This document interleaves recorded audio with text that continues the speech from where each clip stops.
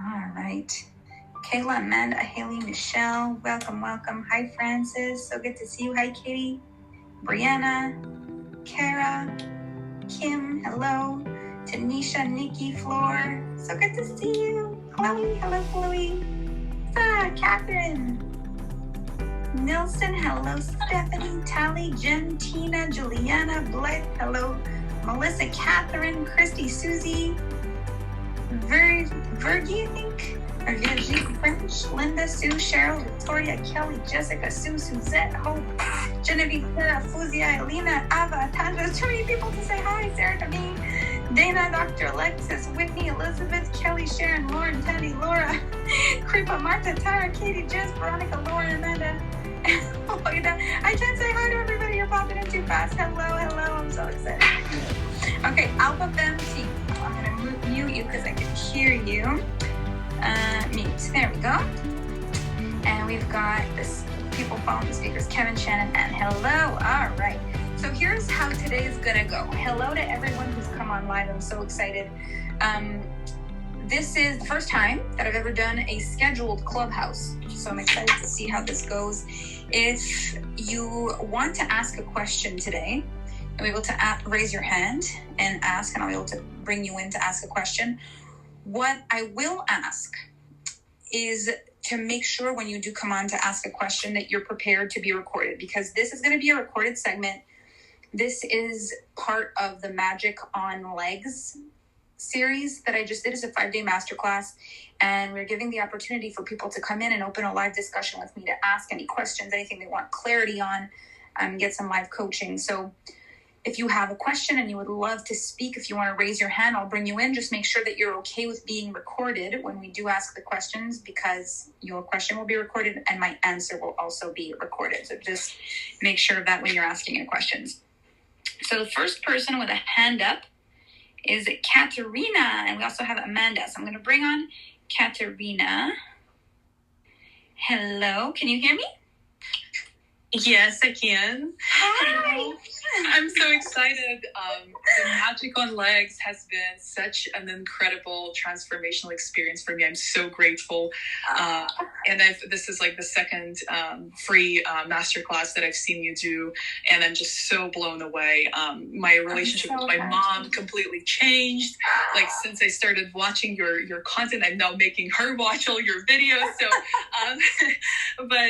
so thank you, first of all. But my question is, everything that you've talked about in the masterclass really resonated, and something that I'm really struggling with, I seems to be kind of consistently, is like, I go to the next level and then I self-sabotage and I crash, and like I make it super something hard, or I just manifest so much struggle.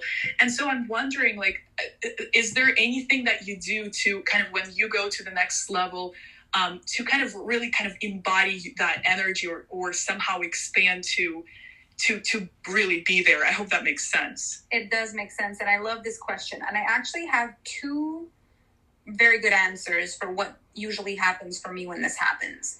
So whenever I'm having an up level in my life, what I've got to realize is there's an energetic flip side. To every high, there's an energetic low that goes with it. And it doesn't mean that you're always going to access the lows that are the energetic flip side to the magic that happens in your life, but it does mean you've got to be capable of holding it. So sometimes it is self-sabotage, and I'll touch on that in a minute, but there's other times where before we can be taken to the next level, we've got to be certain that we can hold the range of emotion that comes with the entire experience. So when I first started as a coach, there were moments where things would happen and I was like, why is this happening to me? This is so painful. I don't know if I can handle this. Moments of like destruction after such amazing things had happened. And I'm like, why is this happening? In hindsight, what I realized is that in order to be who I am right now and hold the space I hold right now for the hundreds and hundreds of clients and thousands of followers that I have, I had to be able to hold the energetic flip side that comes with difficulties also.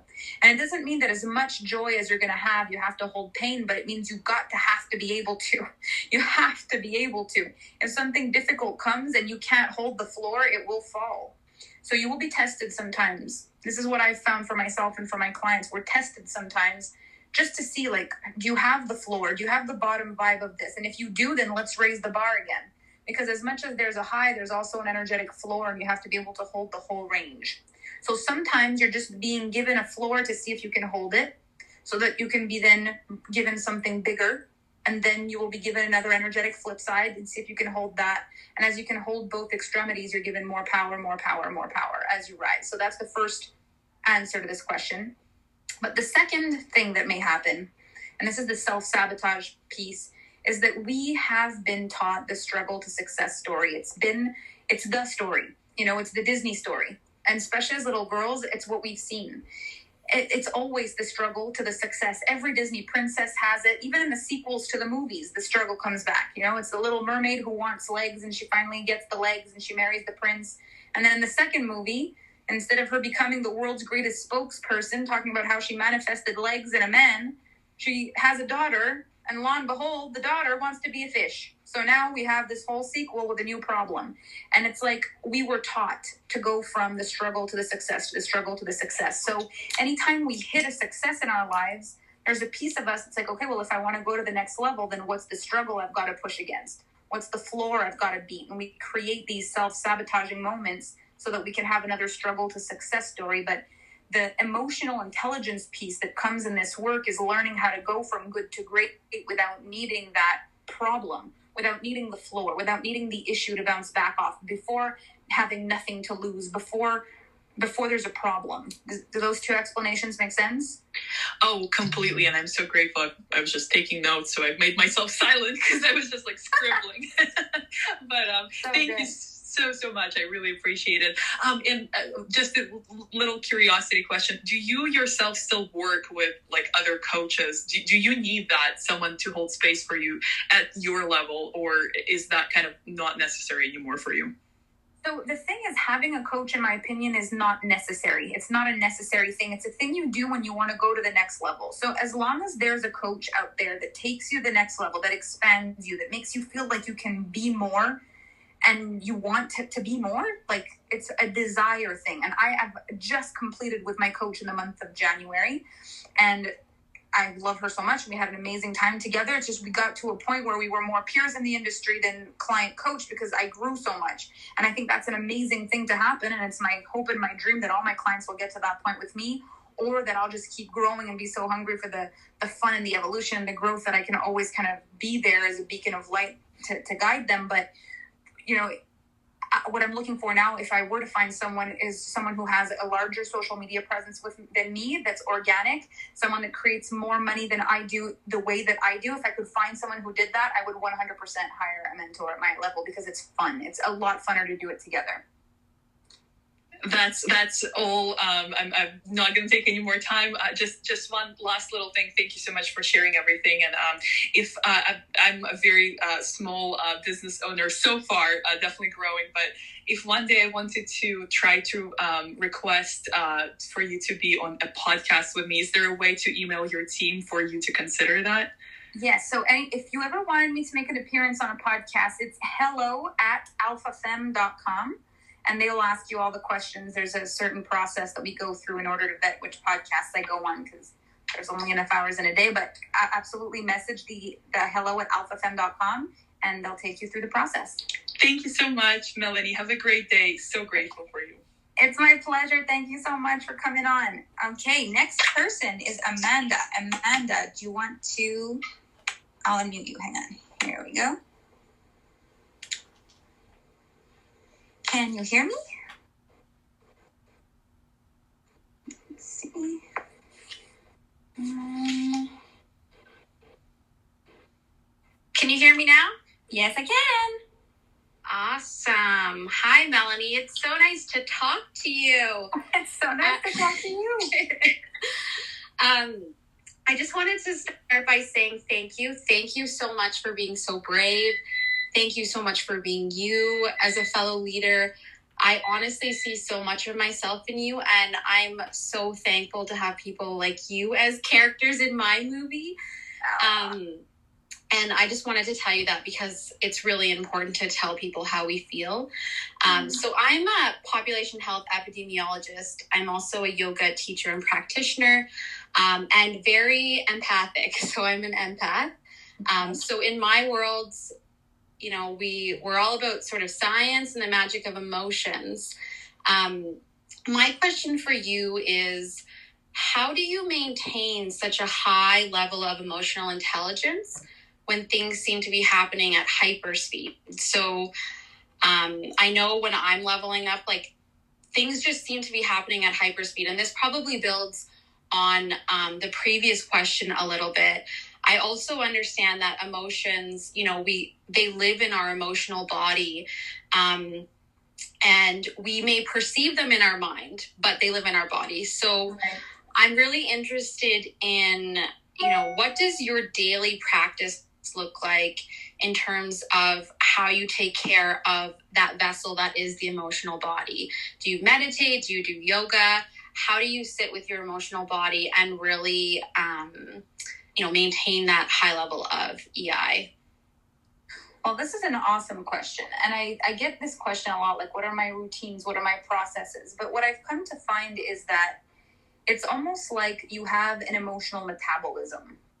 So at first, if you don't process your feelings a lot in life, this is my experience. If you don't process your feelings a lot in life and you stuff them all down, and then when they do come up, you binge emote, your metabolism's all over the place. And it's very difficult to process emotions when they come. It's like all your emotions get stored and then they're all stuck and then you're overwhelmed with them.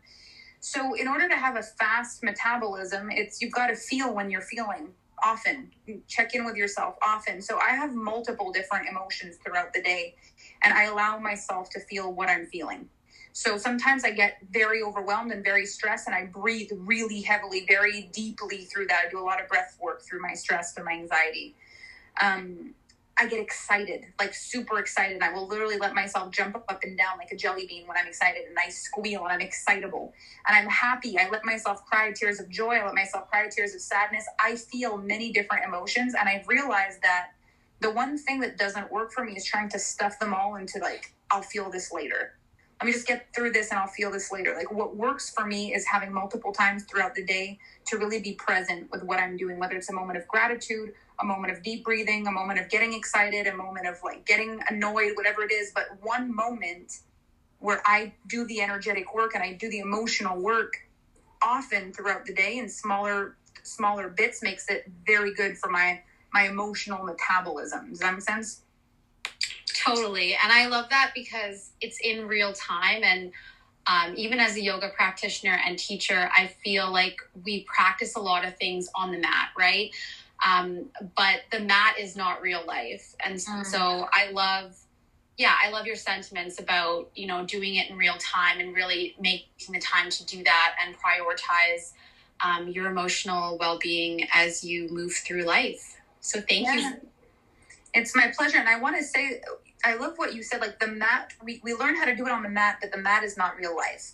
And that's like a lot of personal development is all about, taking time to meditate and taking time to journal. And it's like, those are amazing practices, but those are not real life.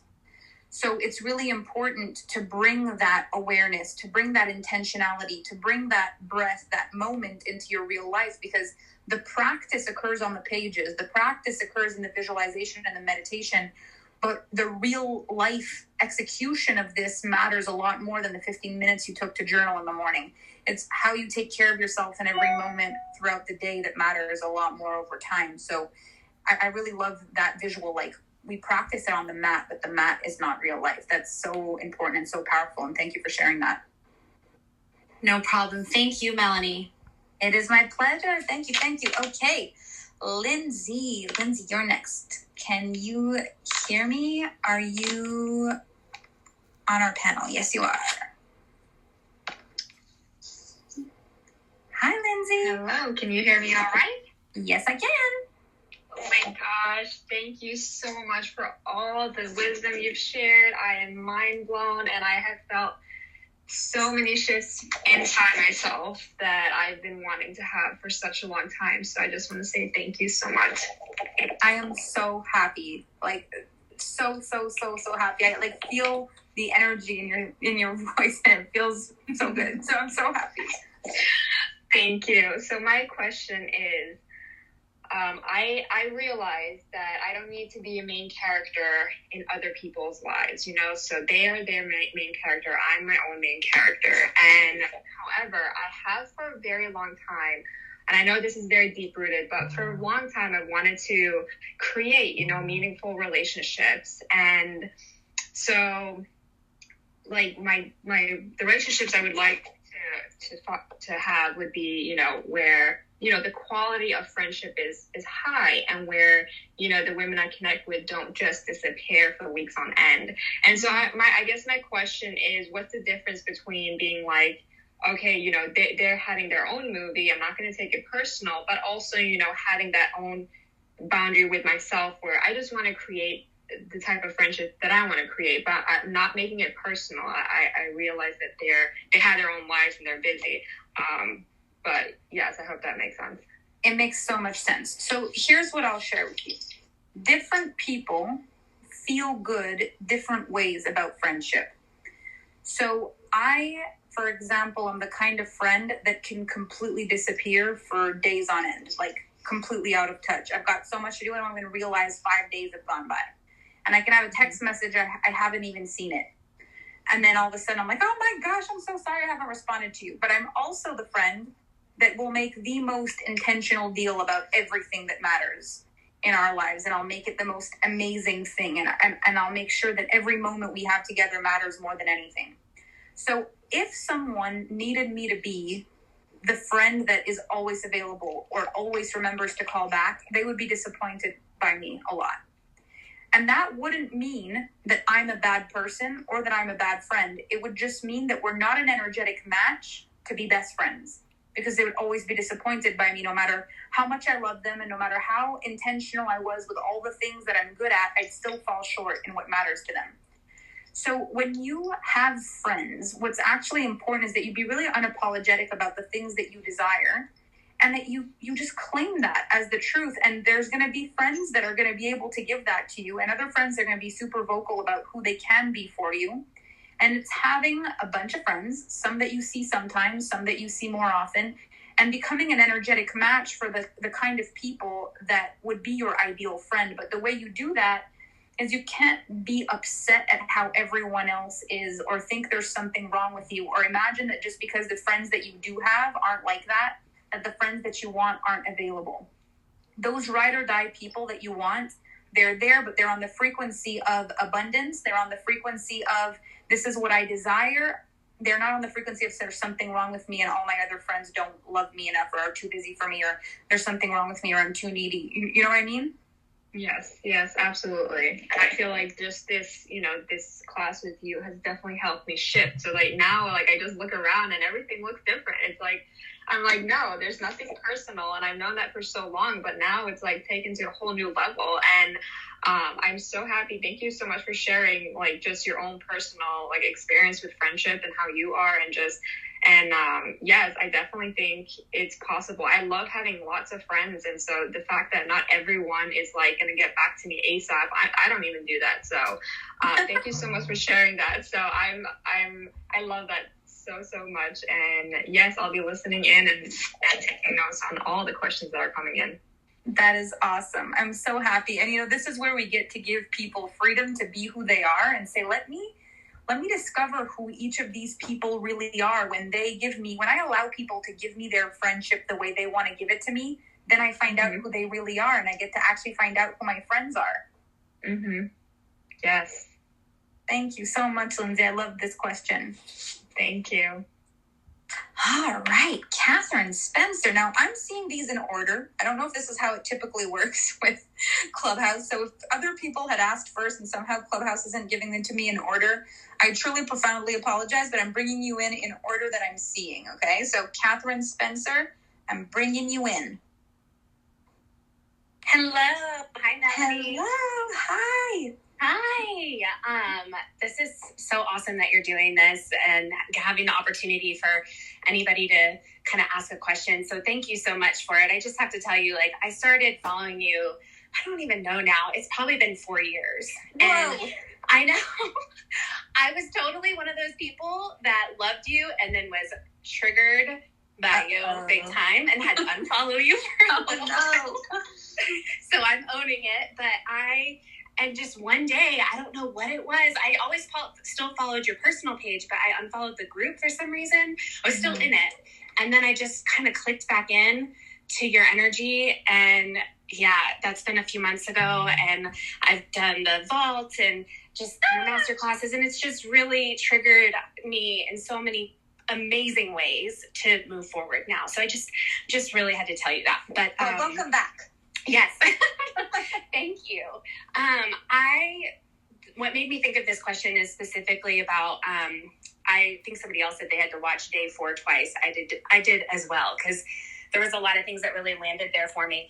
I'm not a mother yet, but I love how you pointed out the motherhood energy, and really just kind of on the masculine and feminine energy side. I feel like I'm really trying to be in my feminine energy. And I know that the force that can go with that can also be, pulling you back into the masculine energy. But I guess my main question is just if you have some kind of little tip or trick in the moment where you feel like, oh, I'm correcting, I'm being in that energy that I don't want to be in, like in that moment, like how can you, what do you do to snap yourself out of it? Maybe specifically, like if you see that with Kevin or something in your relationship. So what used to help me in the beginning, and this is an identity that I've always had, is I'm very bossy. Like my nature is I'm very bossy. And it's so funny because we'll watch home movies of me being a little kid and I'm a bossy knickers. I've always been like just this bossy little kid.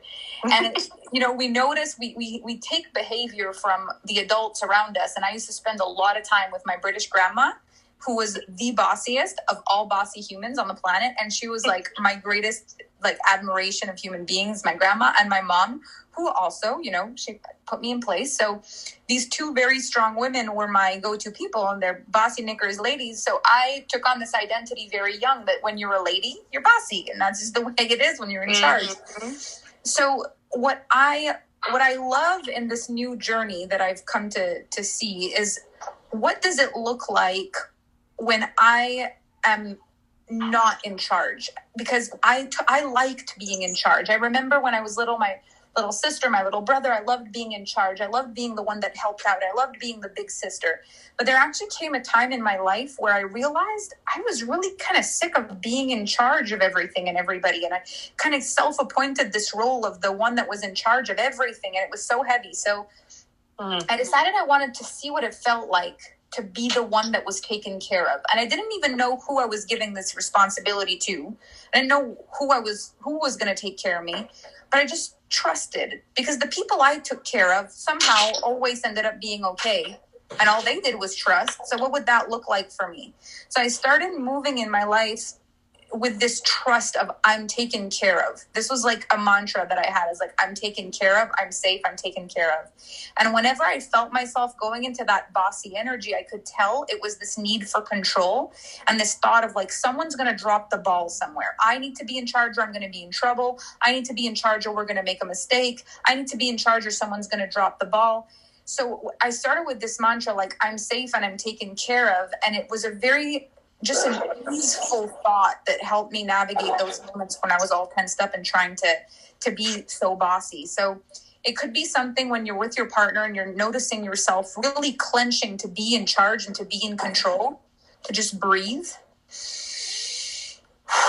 and tell yourself, like, I am safe right now. I am safe. I'm taken care of. I am safe. I am taken care of. You'll notice your energy kind of lean back, and something new will come through, a different way of responding. Yeah, that completely resonates with me, everything that you just said. And definitely that person as well. The doing, the taking, the constant action. So that's huge. Yeah. Thank you so much. It is my pleasure. Yes. And I want to say this too, like, in order to be taken care of, we've got to be an energetic match to be able to be taken care of. Like, the people who have it in them to take care of us become a match for us when we're when we are energetically available to be taken care of. So when I'm in my masculine energy, I take care of everybody. I'm an energetic match for people who want to be taken care of. So as I energetically move my energy and as I breathe into this safety and this I am safe and I am taken care of, I change the energy in my body. I change the emotion in my body. I change my frequency for what I'm a match for. It changes the frequency and the energetics of the people around me. So even the people who have it in them to take care of me won't when I'm in mothering energy. But when I lean back, they lean forward. So I'll manifest the people. But even beyond that, I'll manifest a different energy within the people that are already there. Wow. Yeah, I'll definitely be listening to this one again. That's amazing. Thank you. And thank you for that awesome question. I love it. Yeah, thank you, Melanie. I'll see you soon. Yes. Bye. Okay, Jen Norland, I'm going to add you in. Hello. How are you? I am fabulous. How are you? Oh, fantastic. Thank you so much for doing this. It's really nice to be able to interact with you. It is my pleasure. So I absolutely have loved this masterclass. I did purchase the bundle. I'm really excited. I'm not in a relationship, but I do know the things that I have done in my relationships that I need to change. And so I'm really excited for that, obviously for Alpha Femme as well. And today my question is, I have a person in my life that I have to deal with. It's my girl's dad. And it's been very contentious. I've been divorced for 12 years and my girls are 16 and 23. So everything that I'm learning from you really helps me with how to show them how to step into life and to step into their relationships. And this one is really tricky for me. He and I are getting ready to spend some time back in court. And I just wanted to see if you have any thoughts on how, I know this is all based on really old coding and, from a time when we knew each other to be other people other than who we are now. Yeah. And from what I've seen and what my girls have experienced with their dad, there's been no movement from that on his side. And I would love for this relationship to change, but it's not. And so I would just be interested to hear kind of what your thoughts are on people who are very challenging to us, that maybe it's not, I can't just step out of it. But I do get to have the ability to show my girls as I step into this time, how maybe they can deal better with them too. So this is probably the hardest thing human beings ever have to deal with, is the things we cannot change. What we're good at is the things that we can change. Like, give me the courage to change the things that can change. This is the thing you can do personal development courses on. You can find the courage. You can find the discipline. You can make the move, make the difference, do something, change your life. Like, we love that part. But then there's the part where you've got to have the serenity to accept the things that you can't. And this, for me, is the most difficult thing on the planet, is the hardest thing. It's when women come to me and ask me how they're supposed to make it through after they've lost their husbands. How are they meant to forgive the universe or God when they've lost their child? How are they meant to keep going when they've been abused? How are they meant to continue when something happened and there is no solution to fix it? This is where faith and the human spirit comes in. Like, how strong can your human soul be? So in this particular moment, this human being is not someone you're going to get rid of. It's not. And you cannot change this person. So the only thing that can happen is your energy around it can go to a place of serenity and trust. And it's hard to do that, because your heart, your mind, and all your coding is going to want to say, do not trust this person that is broken your heart. Do not trust that this could be okay. Do not be delusional in thinking this could be okay. Don't bring your hopes up. Don't imagine the best. It's going to break your heart. But serenity says, this person isn't going anywhere. In my holding space for the best of this person, there's a chance I find it. So the only thing I can do, I don't know if he'll change. I don't know if he'll change. All I know is I'm going to be the best version of me every day of my life. I'm going to learn to be stronger and wiser every day of my life. I'm going to learn to try to forgive every day of my life. And if he's meant to change, he will. And if he won't, we will find the strength as a family to overcome it. But there is nothing I can do to change this. So I will live in the serenity and the wisdom to understand the difference. Like the serenity prayer here is like the magic of life, because there are things you can change and there are things that you can't. And wisdom means knowing the difference and breathing into the fear, the pain, the guilt, the shame, the anger, all the feelings that you feel like you can't fix them. But you can't just hold on to a reality that doesn't serve you out of fear of not, can't let the joy through, or you can't let the hope through, because what if he messes up again? It's like he could change, so why not bank on that? That's thank you. That helps me so much. You have no idea. I'm so glad. And it's so important for the women out there, because I also get questions about, like, what if my partner is narcissistic, and what if I have an abusive partner? Do I still hold space for him to change? You hold space for him to change outside of your life. You hold space for him to change at an arm's length. This doesn't mean you open your door back to this person. Doesn't mean you open your bed back to this person, but it means that they're going to coexist in your life. They may need to co-parent with you. You can't change that. So to the limit, to the extent where they've got to be in your life, you hold space for that.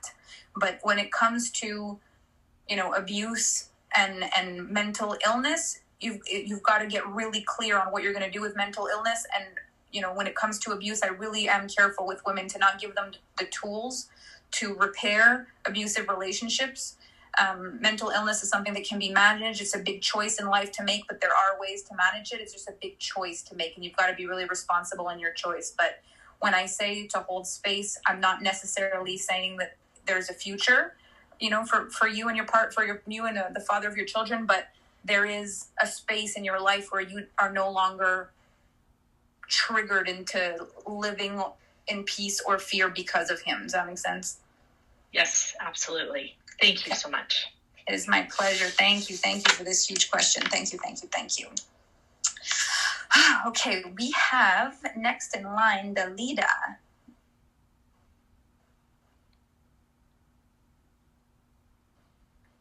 Let's see. Invited you as a speaker. There you are.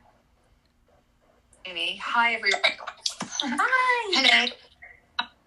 I've gone completely red in my face, which is a good thing to see me.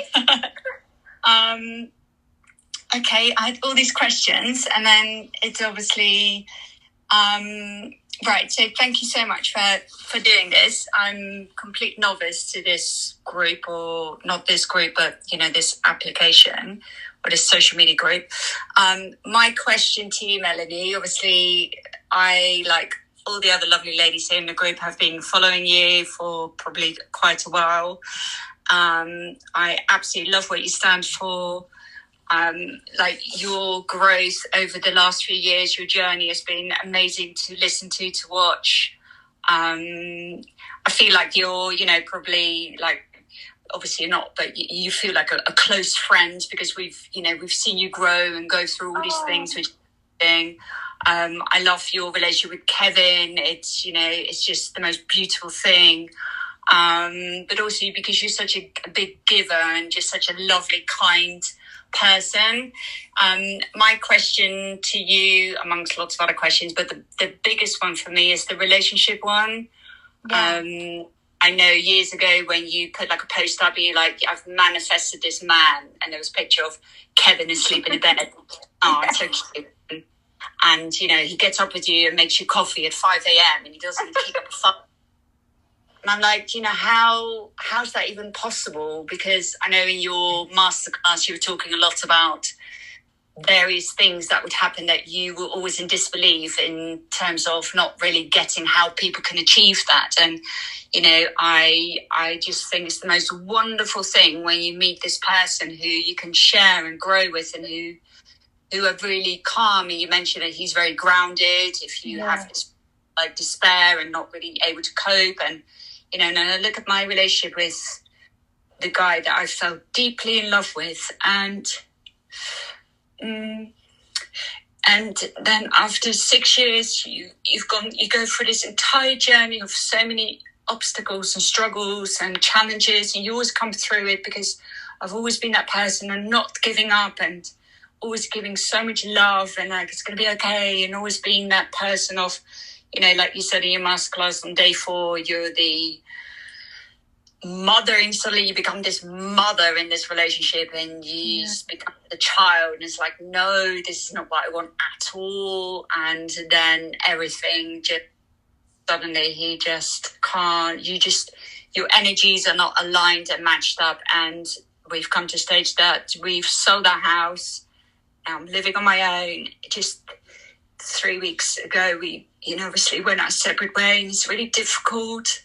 And I feel like this is my chance. Of course, I'm very grateful, and you learn from relationships. And the message I get from this, I think, is me learning to love myself more.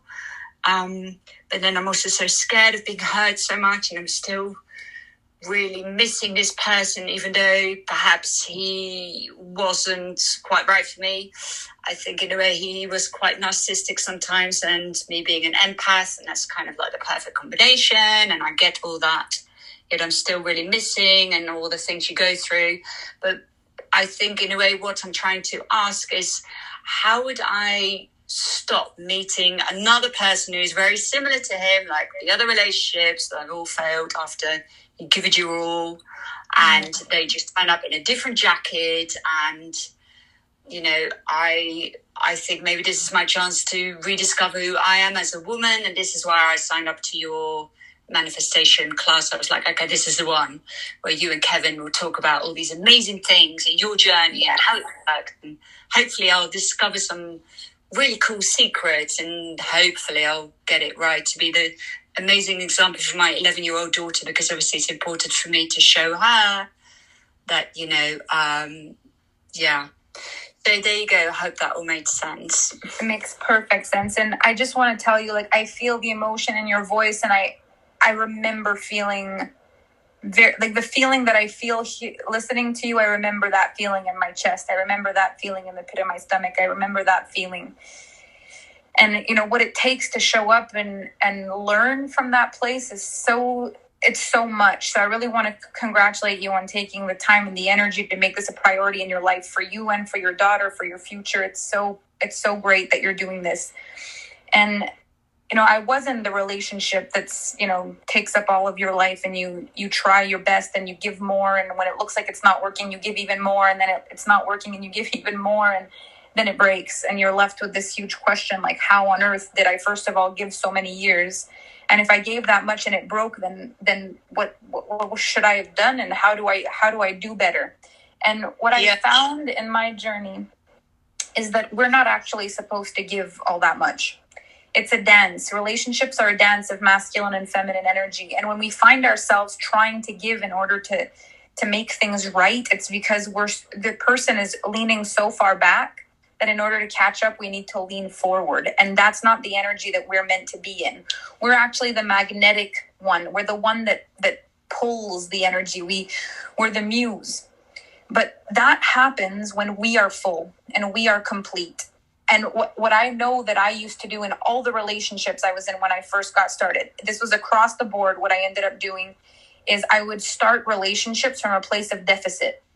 So I personally was not doing so well. I was afraid I would be alone. I was afraid I was going to mess it up. I was afraid that, you name it, I was afraid. And I would meet this person that would literally feel like what it feels like when your head's been underwater for too long and you can't breathe and you come up for one breath of air. The first man that would pay attention, the first man that would be kind enough, he would get the, oh, thank God you're here. And I would fall immediately in love with that feeling of safety, immediately. Yeah. And it would be good for all of 2-3 weeks while the butterfly phase was amazing. And then I'd end up spending a year or two in the relationship chasing what it felt like in the first week. And what happens is when you start something from a place of deficit, when the butterflies wear out, you're left at a deficit. And then you're trying to make the butterflies come back. And we make him responsible for the butterflies. So we're trying to get him to be the person he was in the beginning. And it just doesn't work. Yeah. So in order for you to be an energetic match for abundance, you've got to find the next relationship from a place of abundance where you are actually happy on your own. And what happened for me when I did meet Kevin is I had come to a place where I was actually really happy with my life. I had found a way to be full, to feel full and fulfilled, and to have a purpose, and to stop giving all my energy into making some guy the next best thing in my life, and instead give my power to myself, my dreams, my self-actualization. It was all about me, my joy, my pleasure, my bliss. And when I found Kevin and he was willing to meet me there, it was like my cup was already full. And I'll never forget, he said to me, I want to make you happy. He said, I want you to be happy. And I said, I am happy. He said, no, I know, but I want to be the reason for it. Oh. So it's like, I was happy. Like, I want you to be happy. I am happy. No, I know, but I want to be the reason for it. Like, I know you're already happy, but how do I make it my fault that you're happy? So he had to go and bring more joy and go above and beyond. When we're miserable, it's easy to make us happy. Just add a little joy to a sad sushi roll moment and voila, you've got a little bit of happiness. But when you take someone who's already happy, you've got to go above and beyond to do happy. You know, how do you overflow a full cup? It's like, it's so much more fun for both of us. So the fun thing here and the journey for you is getting to a place where a man is just the next amazing thing on the list, but your life is full. Well, that's an amazing, and I think this is where I'm at my stage of my life where I trust the universe and it's going to be okay. And I feel like I'm really being guided and peace with it. I've managed to buy my own little house and it's okay. So it's nice to surround myself with energy of yourself and listening to all, the girls within the group and the team. And so thank you. The last question, very quickly, if you don't mind me asking, is do you channel? Because I'm always intrigued by how much wisdom you have, and I thought it must be because you're so spiritual, and I often wondered if you channel. So it feels like that to me because a lot of the things that came through, I don't know how I would know. Mm-hmm. And a lot of the things that came through for me honestly changed my life and saved my life quite literally. But one thing that I have found for people who want to learn how to channel is if it's coming through you, it's probably for you. And I think the reason the channel keeps coming through for me is because I actually listen to it for myself. I don't just channel things and sell them. I channel things, they change my life, and then I talk about them. So if you want... It's very gifted. If you want the information to keep coming through, listen to it for yourself and let it change you. And it'll keep coming through. Yeah, thank you for all that you do for everyone. It's, we're all so grateful. So thanks for allowing me to speak on your first, class. So thank you so much. I'm so grateful. It's my pleasure. Thank you so much for your beautiful questions. Thank you. Okay, we have beautiful Lori next. Lori Bulleris, bringing you on live. Oh, hello. Oh my goodness. I'm so excited. You're awesome. Over the top excited that I can't believe it. My stomach is like doing flip-flops, and well, I just truly adore you. I just have, from literally the very first moment I came in to know you and heard you speak, and oh my goodness, I hope I don't pass out. I'm really not excited. Gotta breathe. I know, right? That I can see you. Breathe. But anyway, it just, everybody keeps saying similar things, but my heart is in just the deepest gratitude for you, just who you are and what you represent on this earth at this time. God. What you're bringing through for all beings that have access to your energy is a gift, is really an understatement, really, is how I feel. And anyway, I'll get to it because I could cry or something. But You're very, very loved over here. So the question I have is, I've been following you for maybe a few months. I do all the free masterclasses. I don't miss a day. I don't miss anything. I have pages and pages of pages, and I am always blown away by the wisdom that just keeps pouring out of you and really just seems to get better and better, like every flipping time I hear you. I did purchase the final download, which was ridiculously awesome. But here's my question for you, Melanie. There are so many women that I see in your world who are already entrepreneurs. They're already coaches or have businesses or making a lot of money. Whatever it is, they've figured out what it is that they want, or rather I say they've figured out what is their calling. Mm-hmm. They've been gifted that knowing of what it is. In my world, I've basically been a teacher all my life. I'm like 57 years old, but I've been an energy healer. I'm a Reiki master. I'm apprenticing herbalist. I'm do shamanic work, crystal therapy, sound therapy, blah, blah, blah, blah. How, Melanie, does one go about when they're in a full-time remote job doing stuff they hate to pay the bills weekly? Literally, how does one go about pulling it together? Like, do I need to pick one thing? How do I pull a few things together? How do you go about starting and knowing? And I'm very intuitive, and I do a lot of energy work and healing myself, but I feel like there's still some sort of block. Like, I feel like I'm in this world to do something huge. I'm not here to play small. And I just, my focus is, wanting people to be free from suffering and making the biggest difference I can while I'm here in this space and time. Any advice would be greatly appreciated. Of course. So the first thing I want to tell you is that there's no right way to do it. And as cliche as that sounds, there's no right way to do it. Even for my clients, because it's true when you look at the clients that are my private clients now, they've been doing this work for a while. But one example that I love, two of my favorite examples, one of them is actually here right now. If you look at the followed by the speakers bubbles in the bottom right corner, there's a bubble. She's pink. Her name's Stephanie. And Stephanie came in, if you don't follow Stephanie, she's ExoGingy on Instagram, and she does a lot of clubhouses here as well. She's amazing. But Stephanie started coaching with me when her business was generating something like $400 a month.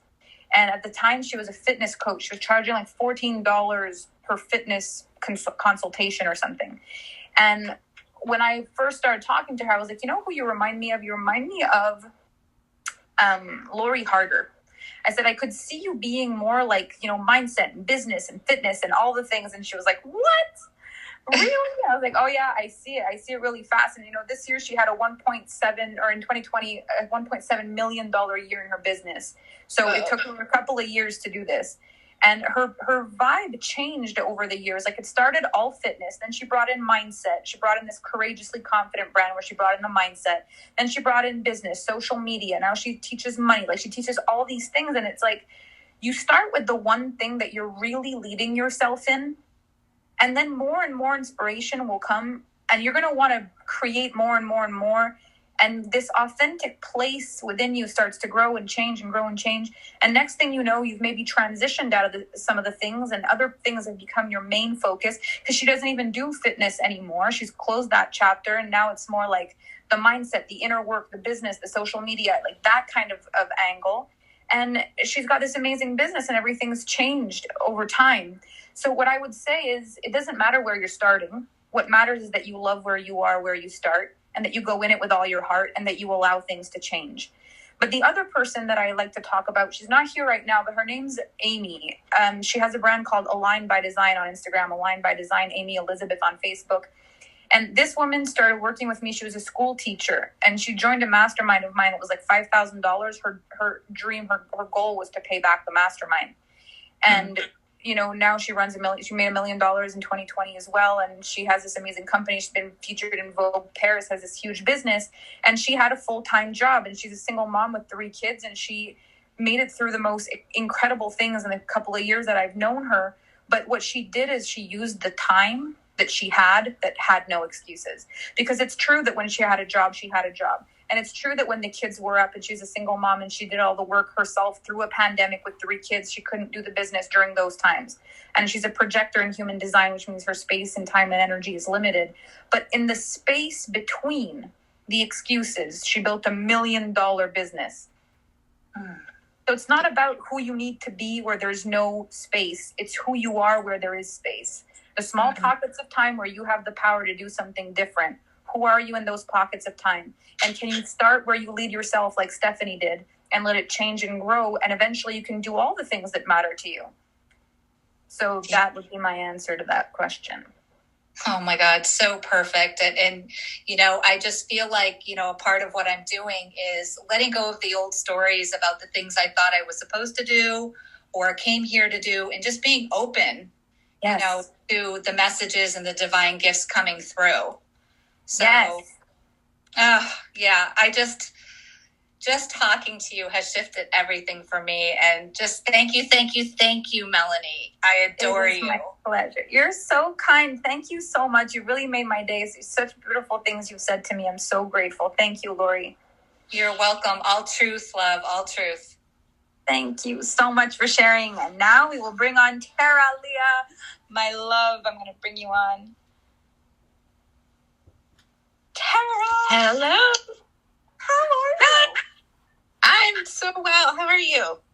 I am so well. For those of you who don't know Tara and follow me on Instagram, every time I have a ginormous crystal that makes no sense, I bought it from Tara.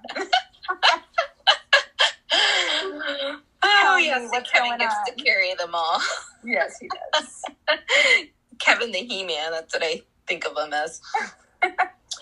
So I was just wondering if you could go a little bit deeper on the conversation that you had about caring when you said, you're not going to say, I don't care, because we actually do care what other people think, whether you're triggering them or we're being triggered, and saying that you don't care because we do. So how do you navigate through the emotions when it's people that you maybe care deeply about, or their past clients, or the keyboard warriors out there, and they're like maybe not being so nice, being, well, again, another empath, and loving so deeply. I find that sometimes it can hurt a lot. And I was wondering how you move through this, energetically with your emotions, but also how you do it in the physical world. Do you ignore it, or do you respond with alpha communication? This is a great question. So if someone is actually being unkind, they are being unkind to me, and there's no reason for it. I've had people pick on me for my eyebrows. I've had people pick on me for crazy things that make no sense. And I'm like, you are just mean. At this point now, I would not interact with it. I would probably remove the person. I would block the person. I would just remove the person from my life, because it doesn't make sense to have a conversation with a person who wants to fight. Their level of emotional intelligence, if they're going to be mean and rude and angry, that's just not, it's not a thing. Having said that, if it's someone that I have known in the past, so let's say it's someone, and this has happened before. I once had some clients that took some programs with me, and then as I evolved and I grew, their experience of me is that I stopped caring about them. Now, their experience of me is that I stopped caring about them because their wound is that people leave them and people leave them behind. And when I became more in demand and I wasn't able to answer every comment and I wasn't able to take as much time with every person in my following, they felt like I had left them behind. And it was their experience that I had abandoned them or that I didn't like them anymore. So their experience of me is that I was now a bad person, a mean person, and all these things. So when they started saying not nice things, that mattered to me, because I knew for a fact that they got it wrong. There's no way that they would be upset with me unless they had an understanding of me that had somehow fueled this anger, this pain, this sadness. So to those people, because I care, I reached out and I said, hey, what's going on? And just in reaching out and asking what's going on, I was able to heal of those issues, all of them. And it all boiled down to the same thing. I thought you didn't care. I thought that in order to be seen by you, I had to be one of your private clients that pays thousands of dollars. And if I don't pay you thousands of dollars, you don't care about me. All stories that are not true, but that feel so true. And when you look at them and it's like, well, look, Melanie speaks to her private clients every week, but now we're not private clients. She can't speak to us anymore. So it's true. If we don't pay her, she doesn't talk to us, in which case she doesn't care about us. You could rationalize that with logic, but if you were to, slice my heart right open, that would not be the truth. But it looks true, but it's not true. And that's how a lot of what life looks and feels like is like that. It looks true, but it's not true. It looks logically real, but we don't know the ins and outs of people's hearts, so we can't decide what's true based on what looks true. So I was willing to have those conversations because I care. Now, if I would have just immediately been triggered by their lack of respect, by their anger, by their whatever it was, and immediately made it, I'm the main character in the movie, and how very dare they do this to me and say this about me, I would never have been able to lean into the conversation of making them the main character and saying, whoa, something happened for them, or they wouldn't feel this way. So I leaned into that. I didn't need to. It would have been okay if I would have decided to just walk away from it. It's not that you have to heal everything in your life, but I love to test out my theories, and my theory is that if something changes in a relationship, it's because the person who's shied away has experienced a pain somehow. And if I care and I'm strong enough to hold it, then I want to find out what it is. So I've been able to do that work. And it's not that I'll always be available for that. And with thousands of followers, it's not always possible, but that has been my experience. Now, there's other people, though, that aren't mean. They just can't watch you anymore. They're triggered by you somehow. And, Catherine shared with us before, like, I used to be there in your world, and then all of a sudden something happened and I was triggered and I had to stop following you. I actually know people that just being unfollowed would break their heart, and it would trigger something from the past. Like, oh, we're not friends anymore? You've unfollowed me? You've blocked me? Like, what did I do wrong? Like, that just in itself could have caused a huge trigger. So it's just understanding that when we put our hearts on the line, we're open for so much love. And we're also open for the lack of it. But when we work on our emotional strength, the lack of it doesn't hurt as much. But the receiving of love is so available and it's so there. Like, just receiving all this in Clubhouse, I'll tell you, is very different than my experience on Instagram, for example, or on Facebook. When, although I get beautiful messages, the sound of a person's voice telling me these beautiful things, like, I don't think I've felt this in a very long time, this amount of love, just with a few people sharing their experience with me on here. It's really incredible. So I feel like there's something to be said about my heart is open to care. And that is going to mean that some people will fall out of love with me, not agree with me, judge me for things, be triggered by me, walk away, change their minds about me, and that's going to hurt. But if I close my heart to that, then I don't get to feel what it feels like to be sitting here right now and receive all this love either. So it's like learning to be strong so you can receive the good without cutting the bad out.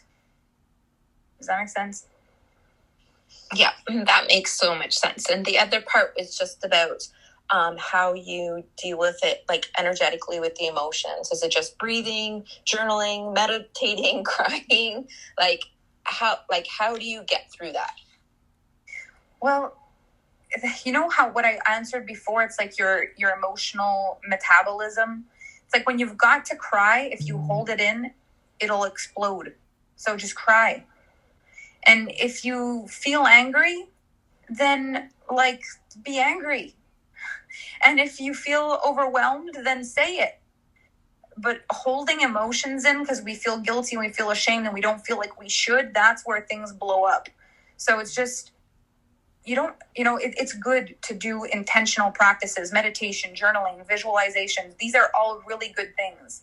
But it's like, if you don't move at all, you spend your entire life laid down, but you go to the gym, once a week for 20 minutes, that doesn't create strength in all of your body. Same as if you don't let yourself feel all week, but you have one journaling session, you're not setting yourself free. It's like, can you be in action? Can you be in motion? Can you be in momentum most of the time in your feelings? Because feelings don't stay stuck unless we're so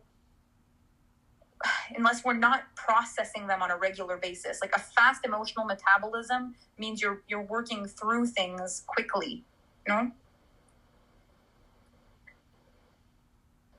Let me know if that answers your question. Yeah, absolutely. I was just wondering what you did personally. I'm a good crier and a good screamer. You can ask Billy that.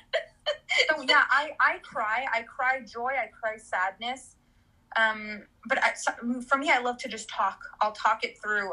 And Kevin's an amazing sounding board. My sister's an amazing sounding board. My mom's an amazing sounding board. Like, I'll just speak through. Emmanuel's an amazing sounding board. Like, when I'm with Vanessa, I love to speak with Vanessa. She's the best. But I don't tend to speak with her on the phone as much. But when we're in person, like, I can talk all night with Vanessa and the time just flies by. So it's just like, who's there for you to just talk through things? And not in a complaining way. Like, it's always, when I speak through things, it's always with the understanding that there's light at the end.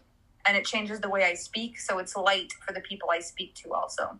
They know that I'm going to take the advice, the suggestions, and the love they give me. I'm not just speaking at them. I'm speaking with them. That's amazing. Thank you so much. And I definitely have, like, I have Billy for sure. And Stephanie's my one-on-one coach now. So I have her as well. But thank you. So good. I love you. Thank you so much for your awesome questions. Okay, our next person is Brittany Wilson. Brittany Wilson, with your cute little baby in your backpack. I'll never forget your profile picture. Hello. Oh my gosh. I did not think you were going to pick me. I just raised my...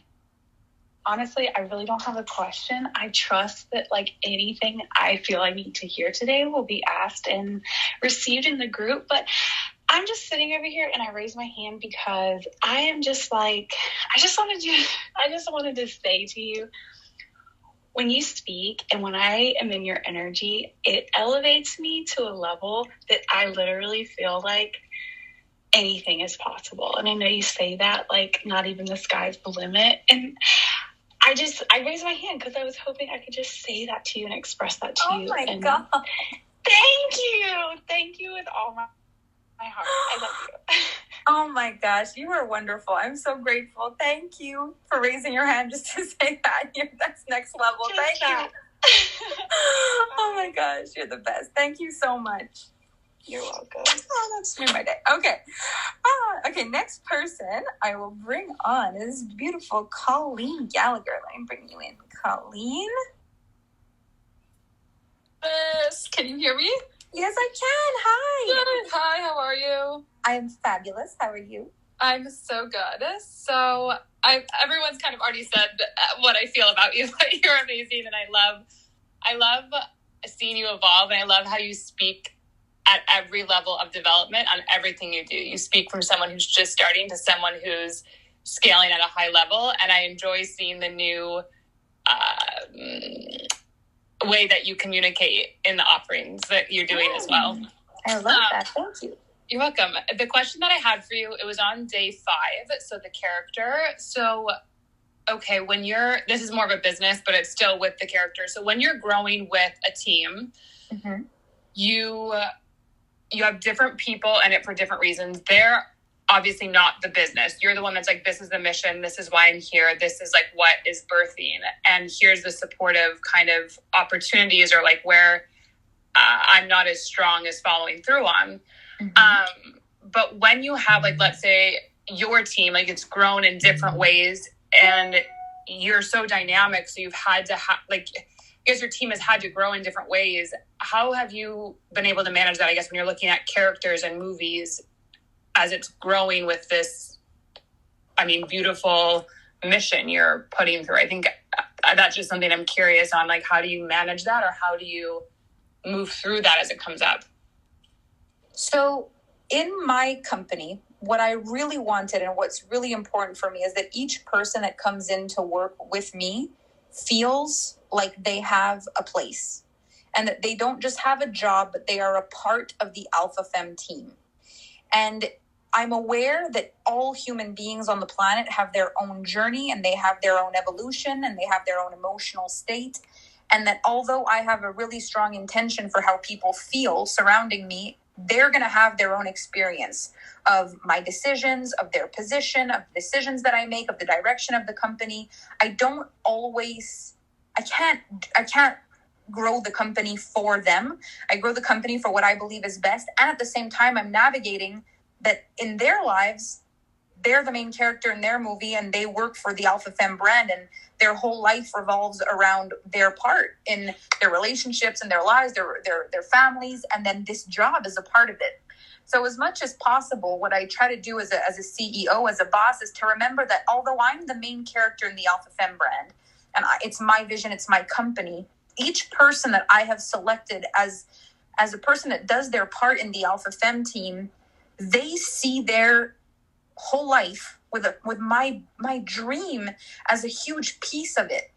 But it's not their leading part and it's not their company. But what I want for them is that they are the leading lady in their lives, in their work. So as much as possible, my door is always open to have conversations for whatever they need with me. And even when it's difficult for them, they're like, okay, I'm emotional and I'm going to say this all wrong. And I'm like, it's all right. I got you. Let's go.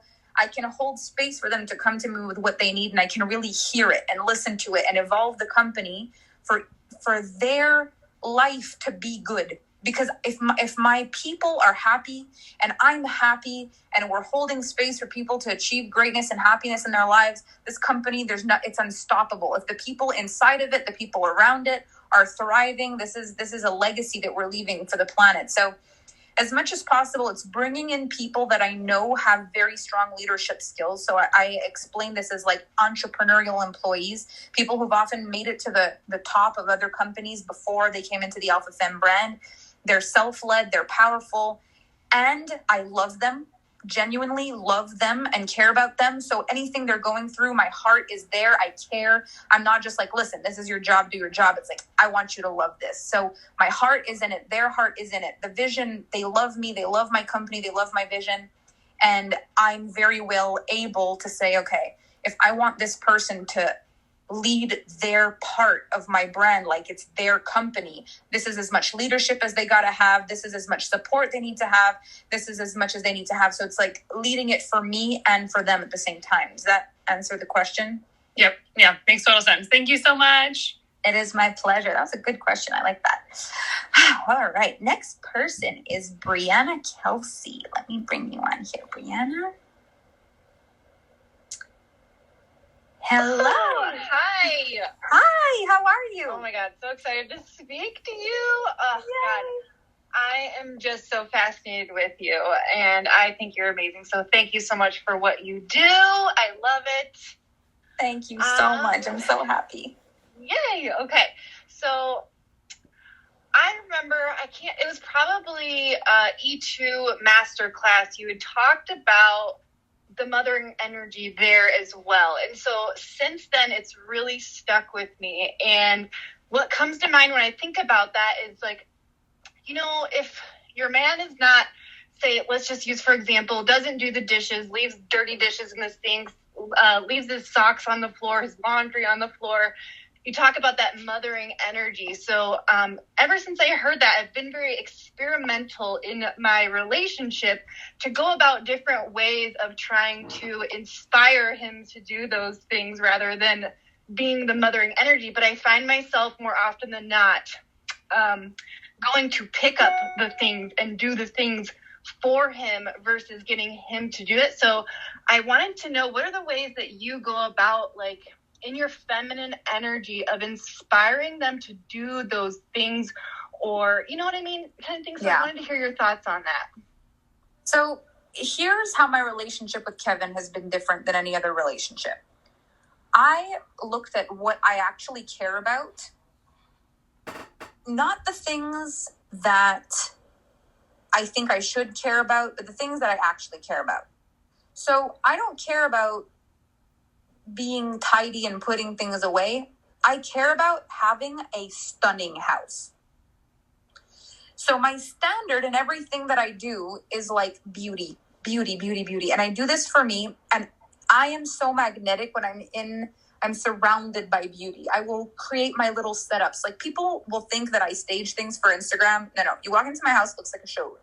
Like, I have the little teapot and the matching little cups, and I'm so excited, and it looks amazing. And then I'm happy. My whole house is beautiful. And I'll just walk around going, oh my God, I love my house. Oh my gosh, I love our house. This is so beautiful. Isn't this so beautiful? He sees me taking pictures of things, being so grateful, being so happy. And then when I want the place to be clean, I clean it. Because if he didn't care about the house being clean, but I care about the house being clean, then I clean it. But there's something about the joy of me being happy about the house being clean that makes Kevin clean the house. It's like he doesn't clean it or else he'll get in trouble. He doesn't clean it or else I'll be upset. He doesn't clean it or else the house will be messy. He doesn't clean it or else we're going to have a discussion. He cleans it because of how utterly happy I am in a clean house.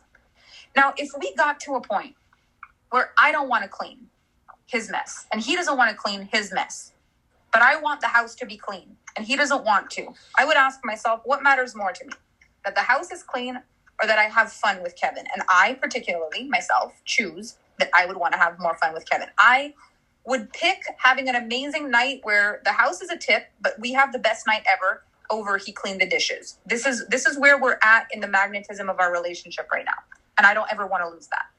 So if we ever got to a point where he really was not in a position where he could clean the house, and I really don't believe that's possible based on the way that I do things energetically.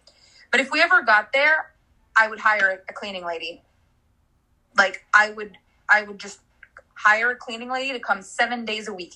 And to be honest, this is why I feel like women need to be wealthy. Like, we have to be wealthy because if we had the resources that every single thing we desire could be outsourced, then we could just be in love and happy with the people we've got in our lives. It wouldn't be, if you don't do it, I've got to do it. It would be, if neither one of us wants to do it, I've got the resources to pay someone to do it. No one panic. Let's have a party.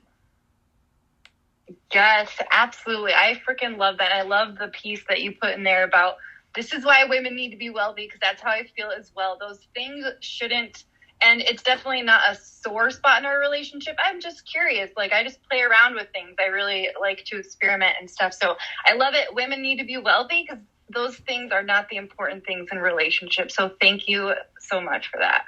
It is my pleasure. And this is really the truth. Like, I would rather have someone do our groceries for us than nag Kevin to buy groceries. I would rather have someone come and clean my house 7 days a week than get into a fight with Kevin about something about the house hasn't been clean.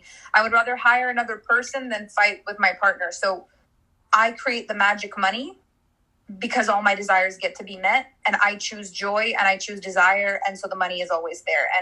And it's such an important piece of the puzzle for us. It's like, if I don't want to do it, I don't get to just want him to do it, because he also is allowed to not want to do it.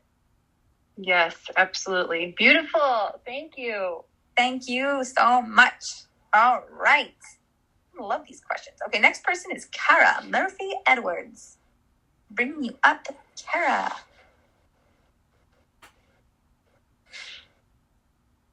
Hello, can you hear me? Yes, hi. Hi, beautiful Melanie. Thank you are so so much. beautiful in your little picture. Hold Thank you. I just want to first, I'll be fast because I know a lot of people want to ask questions, but I really appreciate your poise and your guidance and modeling such excellence for all of us so that we know what it looks like and we know what kind of standards we can have for ourselves. So I'm so, so grateful. Wow. Thank you so much. So I want to ask a question about energy. When you talk about being an energetic match, I'd love to know if the energetic shifts that you make, if it's something that you feel and move in your body, or if it's something that you do with your thoughts. Like, how does this process of deliberately shifting the energy work for you? So in my emotions, I can tell the difference between fear and excitement. I can tell the difference between feeling like I'm good, I'm happy, I'm abundant, and feeling like I'm not good, I'm stressed, I'm lacking, something's wrong. I can feel that in my body so clearly. And what I've come to understand about manifestation is it's the frequency of emotions are the strongest frequency we emit. Our emotions radiate stronger than any other thing. They radiate further than thought. They radiate further than any other thing. So when I'm able to manage my emotions, I'm able to manage my manifestation field. So the idea is that as I navigate my life and as I navigate my thoughts, when I notice my feelings, that's when it's the most important. So it's bringing things back. And this is, if you've ever done the prosperity codes, the first prosperity codes, decrypting the receiving sequence, I have in the Q&A, it's like, honestly, the Q&A is worth its own program, but I talk about the energetic poop storm. For those of you who've ever watched that, I literally explain manifestation in the most fun way. I don't think that there's another way on the planet that's funner and funnier than the way that I explain it there, but we interact with the quantum field in a way that responds to our emotional frequency. So what's a better feeling thought, at least? If you can't get to like the dream thought and that doesn't change your frequency, what's a better feeling thought? How can you gradually change the feeling until it oscillates at least on the frequency of I'm okay? I'm okay is the basic, most important vibration. And it's the place I bring myself back to whenever I'm in stress mode, panic mode, anxiety mode, because I do have a lot of anxiety. I am safe. I am okay. I am okay. I am okay. That sentence, if you can bring yourself to believe that, will at least neutralize your energetic field. Okay, that's awesome. Is there something else? Is there something more you were hoping to get? How do you juice it up when you're already okay and you want to juice it up and you want to take things to the next level? What do you do? Is it something that you're feeling through I know you were saying your emotions and your thoughts and finding a better feeling thought.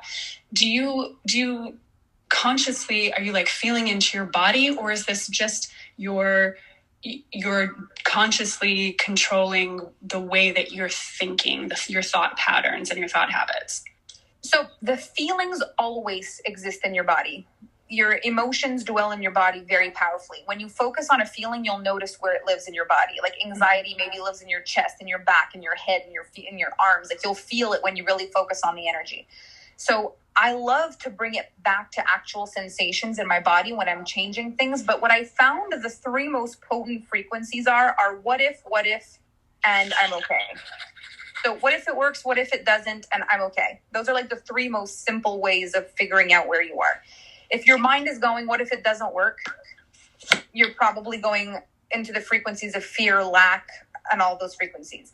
The frequency of what if it works brings you into like heightened frequency of excitement and, you know, that juicy vibe that you were talking about. How do you juice it up is like, what if? The what if game is my favorite freaking game.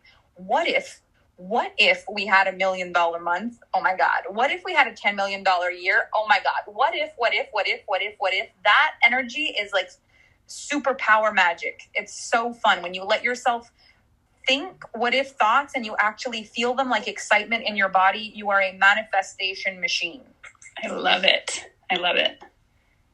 That's exactly what I wanted, Melanie. Thank you so much. Thank you. I'm so glad. And for those listening to this, like the flip side is, what if it doesn't work? With the stress in your body is also a manifestation machine, except you're not manifesting what you want. So don't do that. Little thought to remember in the process. But thank you for that question, Cara. I'm so happy. Thank you so much, Melanie. Thank you. It's my pleasure. Okay, next we have Victoria. Victoria Forrest. Let's see. Just invited you in. There she is. Can you hear me? Yes, I can. Hi. Hi, how are you? I am fabulous. Yes, I'm so excited. I've been following you going on ever since you brought out E Squared. That was the first mastermind masterclass that you did. Yeah. And I joined and I was in awe with like the energetics and all of that. It completely shifted me and my life and my family and everything. Like everything for me has changed. But I so feel that, yes, it's so amazing. I watch everything you post all the time. So my question is, it goes back to energetics, but it also goes back to the mothering part that you were talking about in this latest masterclass in Magic on Legs, because I feel that I am a very demanding and bossy person. And so I, more often than not, mother not only my husband, but also like my friends and family. So I always put myself in that position. How do I energetically stop reacting to that? And how can I use that in my benefit instead of it affecting me? Because I have a big issue about like also receiving and being in that feminine energy. And I feel like I've been so dominated by my masculine energy that it just stops me from being able to relax and surrender and sit back and just receive and be treated and just have that door open, I guess. So this is such a big question. I love it so much. And I'm going to give you a metaphor, like an example that actually changed a lot of things for me. And when I heard this and when I understood this, I thought this is an amazing analogy for life.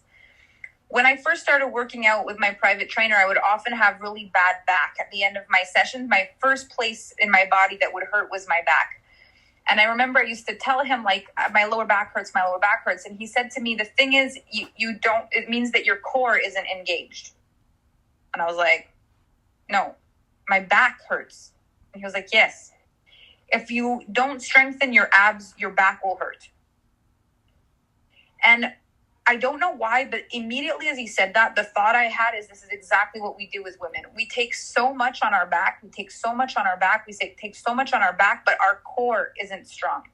So you're bossy because you're trying to put everything on your back. All the responsibility, everything, you're putting everything on your back. You've got to do what I say. You've got to do what I say. You've got to do what I say. Because the truth is, what you're really actually trying to avoid is strengthening the part of you that doesn't get what she wants.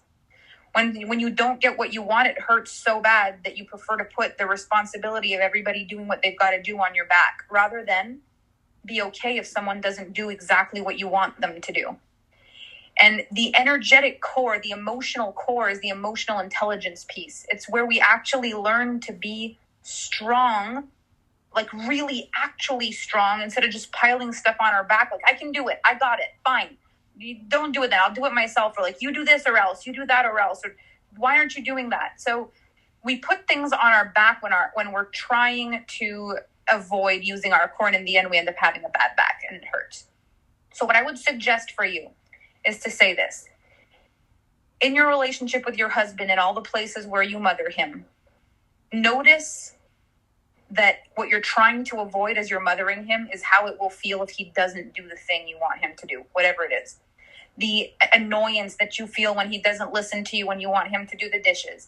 The frustration you feel when he doesn't take out the garbage. The disappointment you feel when he said he was going to do something and he doesn't do it. The sadness you feel for your friends when they go through something difficult because you told them so and they could have done it differently. You're trying to avoid feelings that you don't want to feel. And in order not to feel them, you're putting all the responsibility of everybody doing as you say on your back. Can you feel that? Yes, I can. And that makes so much sense. So the job here is you will relinquish the need to be right. You relinquish the need to tell everybody what to do. And instead you go inwards and you work on your emotional core. I can handle it if I don't get what I want. I can handle it if someone does things in a way that I would have preferred it done another way.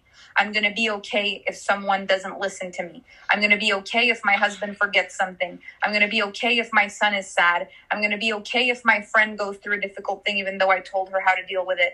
I'm going to be okay. It's okay. I'm okay. If you work on that strength, you will not need people to do things as much anymore because you'll feel safe.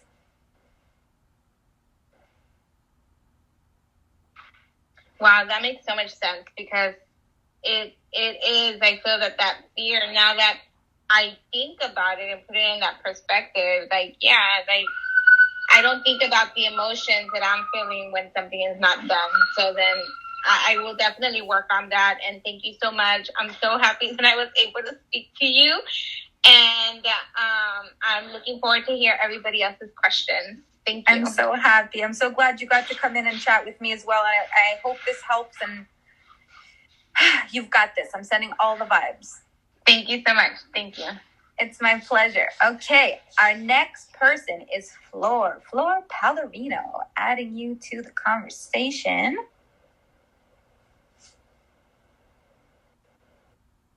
Let's see. There she is. Oh, sorry. Hi. So Hi. I have been doing many of your programs. I was the first one. I think it was Mid-Year Manifesto, and then I did a few more. Yes. And by the way, the story of I just did now the prosperity codes, and like the shit storm is like one of the best things ever. It was like so good, so good. So happy. So I have a question. I have been having this question for a long time because, since the beginning, it's about energies. And today, one of the girls, she asked, like, if there are more single moms in the group in Magical Legs. And I'm a single mom. And I wanted to really ask you, like, many times this. Because you're saying about, like, how when we were kids, they were saying, like, no, I cannot buy you this. And, you know, like, and you kind of develop this programming in your mind.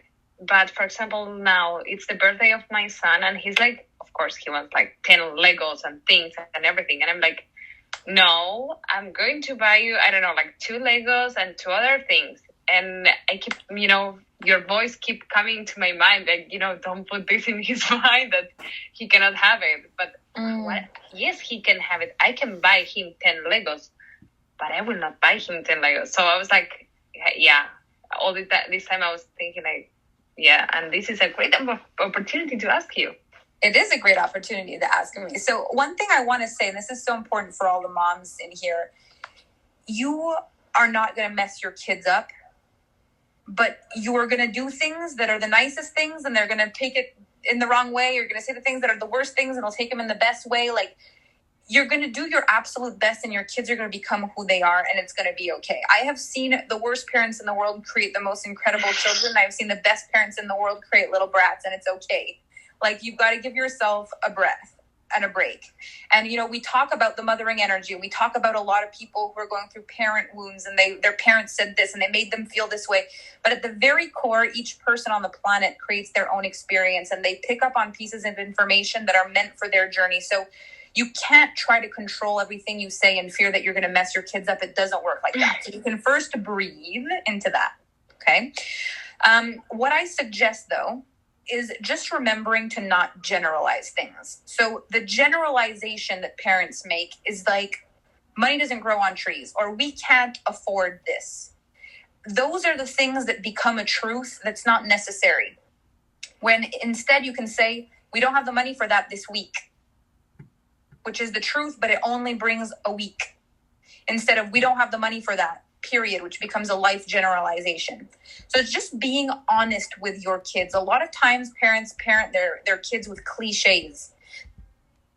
Size fits all blanket statement, so the kid doesn't ask the same question twice. Ask the question again, because as often as your child asks the question, it means it could be different now. We want kids to feel like the circumstances may have changed. It may try your patience, but so if your kid wants 10 Legos, you can say, well, this is awesome, and I'm so excited for those. But which one do you want to start with? Because I don't know how many you're going to get for your birthday. It could be 2, maybe 3. I don't know. But what would be in order? Which ones are your favorites? Let's look at them. Tell me about your Legos.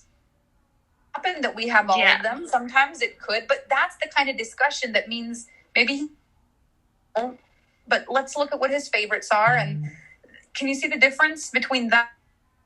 Which one do you want? Yeah, like I actually did like that, and but now, you know, because I'm divorced, and he's like pushing also with this, like, oh, my daddy, he'd buy me much more than you. And I'm like, okay, but you know, here you're going to have this. Well, this is also where you get to say to yourself and your emotional intelligence, like, this can't be a competition with his dad, because there's no point. Instead, it's being really grateful that his dad's the kind of dad that wants to spoil him, because then you get to say, I am so happy that your dad's going to buy you so many of them. Like, this is what happens sometimes in the world. Sometimes there's times in life where, you know, people have so much and they want to give. Sometimes there are people who have a little bit and they want to give everything they've got. Sometimes there are people who have a lot and only give a little bit. All kinds of people get to decide and choose what they want to give at different times in their lives. So right now, your dad wants to give so much. And then you have to be so grateful for that. And it's so great.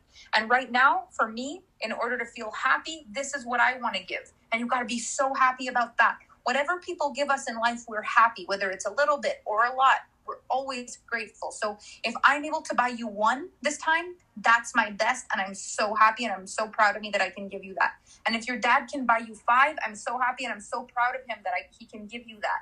And you get to be happy about all of it. But there's no comparison. People give as much as they can in this world. These are beautiful things that you can tell him that don't put you in a fight with his dad. Yeah, like I was thinking a lot that, like, I don't know, I did also the one of energies, and for me, like, everything about, like, mothering, it was masculine and everything, that changed completely my life and my way to be a mom of them.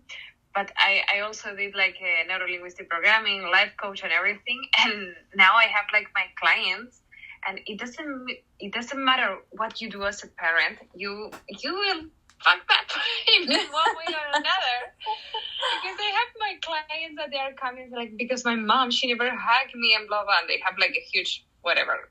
Then I have other clients that they're saying, like, my mom, she said that I was perfect, and then when I went to the real world, I was not perfect, and, you know, like, doesn't matter what you say, like, and I can see my clients, like, all of them, they have wounds from childhood, and maybe the parents, they give them a lot of love, but no money, and for the others, like, they give money, but not love, like, so now I feel like as a mom that every word that I say to my kids, I'm like, oh my God, what I'm going to say, like, and this about the money and the presents, I was really thinking, because I was like, okay, I have the money to buy the 10 Legos, yeah. But I was like, oh, I don't know if I should, like, no, I don't want to buy.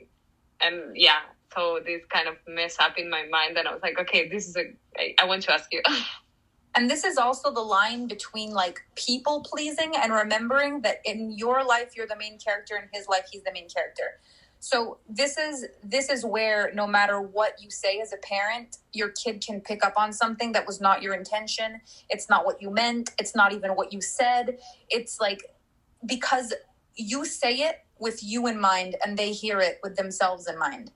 So yeah. There's always going to be an invisible bridge where the information gets distorted based on the giving and the receiving of the information. Anything can happen in the middle, in the interim between the giving and the receiving. So don't stress about it. Do your best. And just remember that for them, they're the main character. And if they receive the information differently than it was given, it's just their experience, and you can love them through that, and it's going to be okay. And you get to sharpen your skills and learn how to do your best.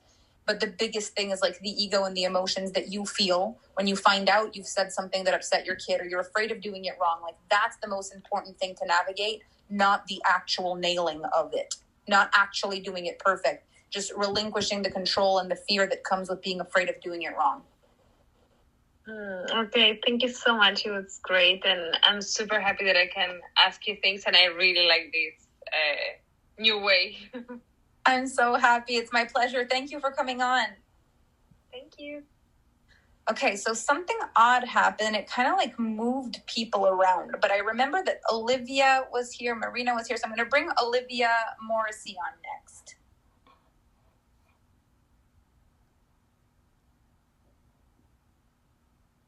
Olivia, there she is. Oh my gosh, hi. Hi. Melanie, thank you so much. And I know I don't want to take up too much time with just praising you, though I do. But I just want to thank you so much. And I'm right with every other human in here that I think feels incredibly activated and inspired by you. And sometimes in your master classes, I just get random ideas anyway, just by hearing you, that aren't even related to you talking. And I'm like, Melanie, like, you do this for me. Thank you. I'm so happy. Thank you. My question is, Okay, with the illusion of the monkey grabbing the banana. Yes. The like self-righteous, like tunnel vision, like this is what I think I really anchor that pattern in, like big time. And so any advice on like how to just finally let it go, like how to let the whole vision go so that I can be living from a space of more purity, more alignment, and maybe stop just running into walls that aren't really for me, if that makes sense. I'm getting a little frustrated, I think. Well, here's the thing. The banana represents something that isn't even itself. Whatever it is that you're holding on to, you're not even holding on to the thing. You're holding on to what you think the thing means. You're holding on to what you think the thing represents. You're holding on to what might go wrong if you let go of the thing. It's never actually the thing itself we're holding on to. It's always based on a past code, because the truth is we are so strong and we are capable and we are adaptable. There is no reason for us to kill ourselves trying to hold on to something that's not good for us. We do it because of old wounds and coding. So the biggest thing, and it's the simplest thing, but it brings me back in feminine energy every time, is just, I am okay. I'm safe and I'm okay, and it's going to be okay. I'm going to be okay and I'm safe. If you can get yourself to that place, you're going to let go of the need to hold on to the what ifs and the what ifs and the what ifs. Right now in this moment, you're okay. There is very little that can change that right now. This thing you're holding on to, even if it created discomfort for a minute, your core is strong. Even if it created sadness for a moment, your metabolism is quick. You'll get through it. You'll get over it. You're strong. This is just a piece of your life. You will hold on to pain longer, holding on to the banana, than you ever will letting go and having to handle the moment of disappointment that comes. So I'm safe and I'm okay. These two sentences, if you can repeat them until you feel them, you'll feel like you can let go. I love that. Wow. Beautiful. Okay. And my last little follow-up here is like, do you ever feel like spirit gives you a baby banana and is like, this will be yours eventually, but how you're going to get here is no idea that you could ever plan about, and you just need to let it go? Does that make sense? Yeah. So what I find happens sometimes is I will be given a dream or a desire, and it is something that I desire, but I don't know how I'm going to get it. And the test is, am I going to go into my head and start trying to do a bunch of things with my brain? Or am I going to become an energetic match for it and trust the energetics? Yeah. So the holding on to the banana is all the physical. What do I do? How do I do it? What do I blah, blah, blah, blah, blah, blah, blah, blah, mind chatter. The energetics is, if this is mine, it will be mine. And how do I become an energetic match for this? If I believe that this is mine, how I will act in alignment with that. So again, I'm safe, I'm okay, I get to have this, and becoming an energetic match rather than doing all the things in order to try to have it. This was everything. Thank you so much. It's my pleasure. I'm so happy. I love when I nail it real fast. That's awesome. You nailed it. It was like, wow. I feel like I've been looking for that answer for my whole life, and you just nailed it. Thank you so much, Melanie. I'm so happy. Oh my gosh, I'm so happy. Thank you. Thank you. Thank you. Okay, we will have Mariana Grace. Mariana Grace, adding you to the group chat. Hello. Hello. Hi. Oh my God, hi. I was not expecting to get on the line because there were so many people before me. My heart is pounding. Thank you so much, Melanie, for all you do, for the beauty, and I have no words for my experience with you.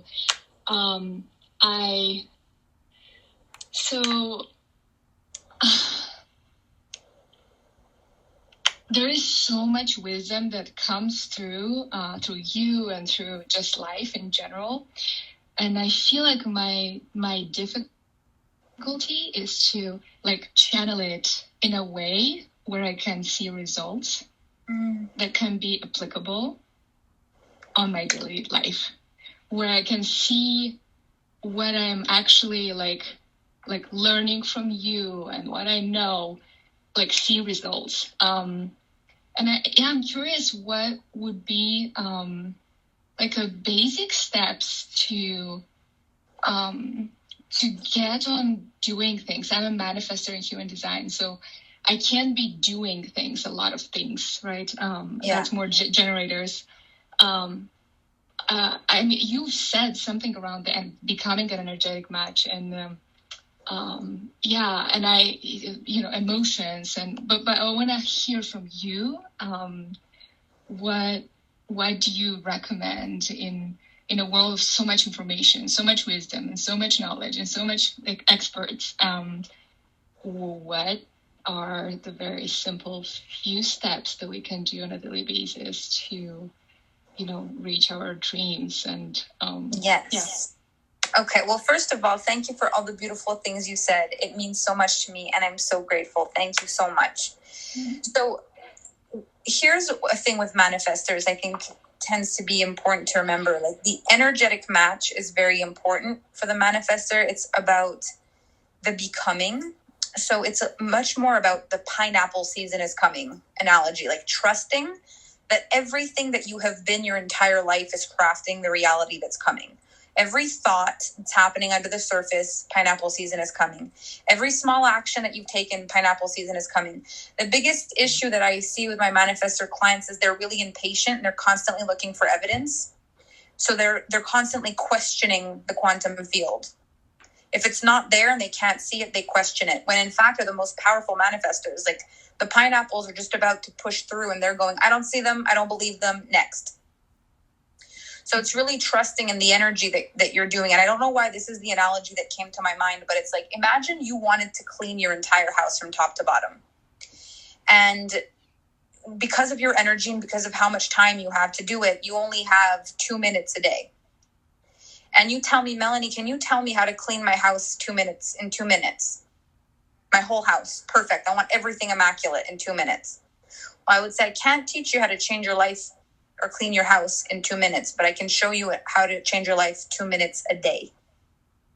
Mm-hmm. So 2 minutes a day, one drawer at a time.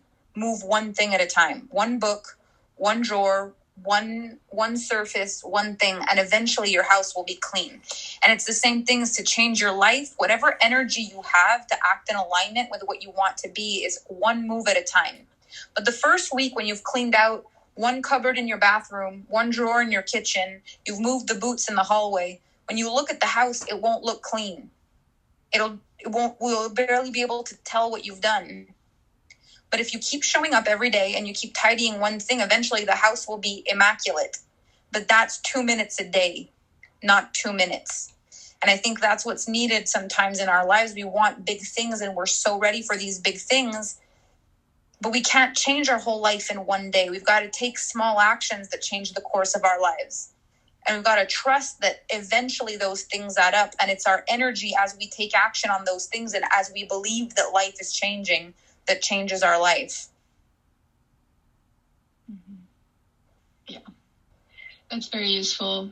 Thank you so much. And how do we know what are the right things? Like, everything seems right. Everything seems attractive. Everything is the path. Like, being so passionate about many things, it feels confusing. Well, I'm very passionate about many things. And I feel like as long as you're leading yourself in all of those things, they all get to be fantastic. You know, I had a lot of coaches in the past tell me you have to niche down. You've got to choose your one thing. But I don't know where I would be if I did that, because I teach emotional intelligence, communication, relationships, social media, business, money, quantum field. I talk on so many different things, but I lead myself truly in all of those things. So I don't think it's a question of what is the right thing or how do you find out what's the right thing. The question is, where do you lead yourself truly? Where, if I were a fly on the wall, would I be able to see, like, you are walking the talk in this area? Start there. And if there are other things that are calling you to become an expert in, lead yourself in them. And when you feel like you're truly leading yourself in them, they will start to unfold for you as well. That's very useful. Thank you so much. This is wonderful. Very grateful. Very grateful. Thank you. It's my pleasure. Now, I had seen The next person in line was going to be Linda Rosenberg, but I think she just disappeared. So we are going to bring on Angard.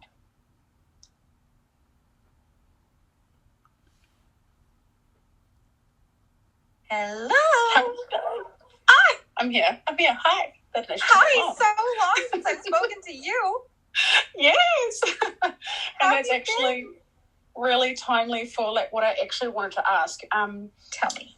So I took Femme Fatale I've done a few of your programs, but like 2019, 2020, did Femme Fatale for like a whole year.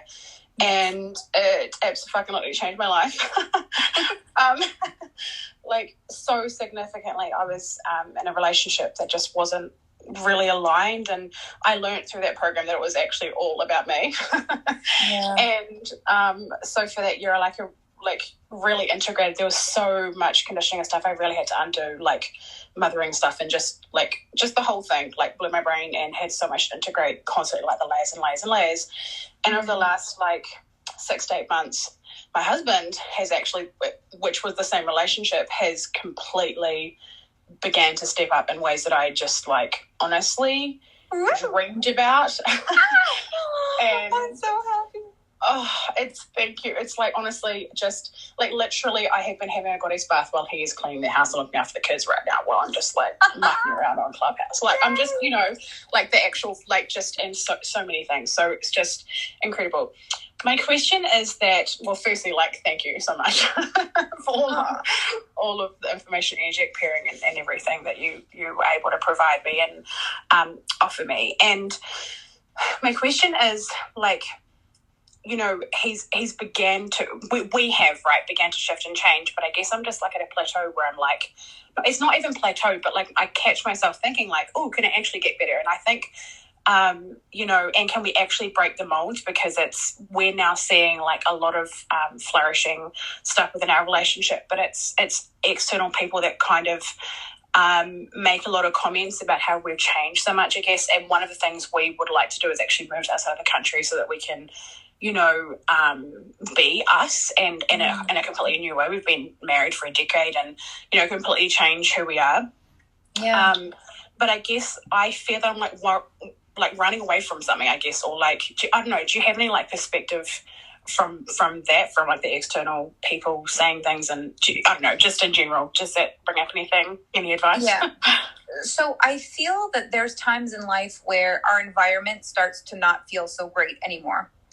And we have the choice to either change environment or change our perspective inside that environment.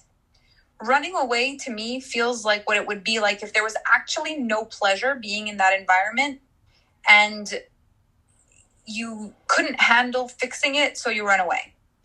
But transitioning looks like there's nothing really there that's exciting, and also it's not like if you were not triggered, you'd stay. It's like you actually do want to leave. You're excited to go see something else. So it's not like it's inconvenient to leave, but you just can't stay there anymore. It's more like there's a reason that you want to leave. There's something that you want to see, and the universe is bringing you more reason and more support to move. So I'd look at, does it feel all lack? You've got to leave. You can't handle it anymore. That place is not good for you. You've got to go. You can't stay there. Or is it what? What if we went somewhere else? Can you feel a difference in those frequencies? Mm-hmm. Yeah, absolutely. And it definitely was the expansiveness of why shouldn't we move? It was just an expansive feeling of going.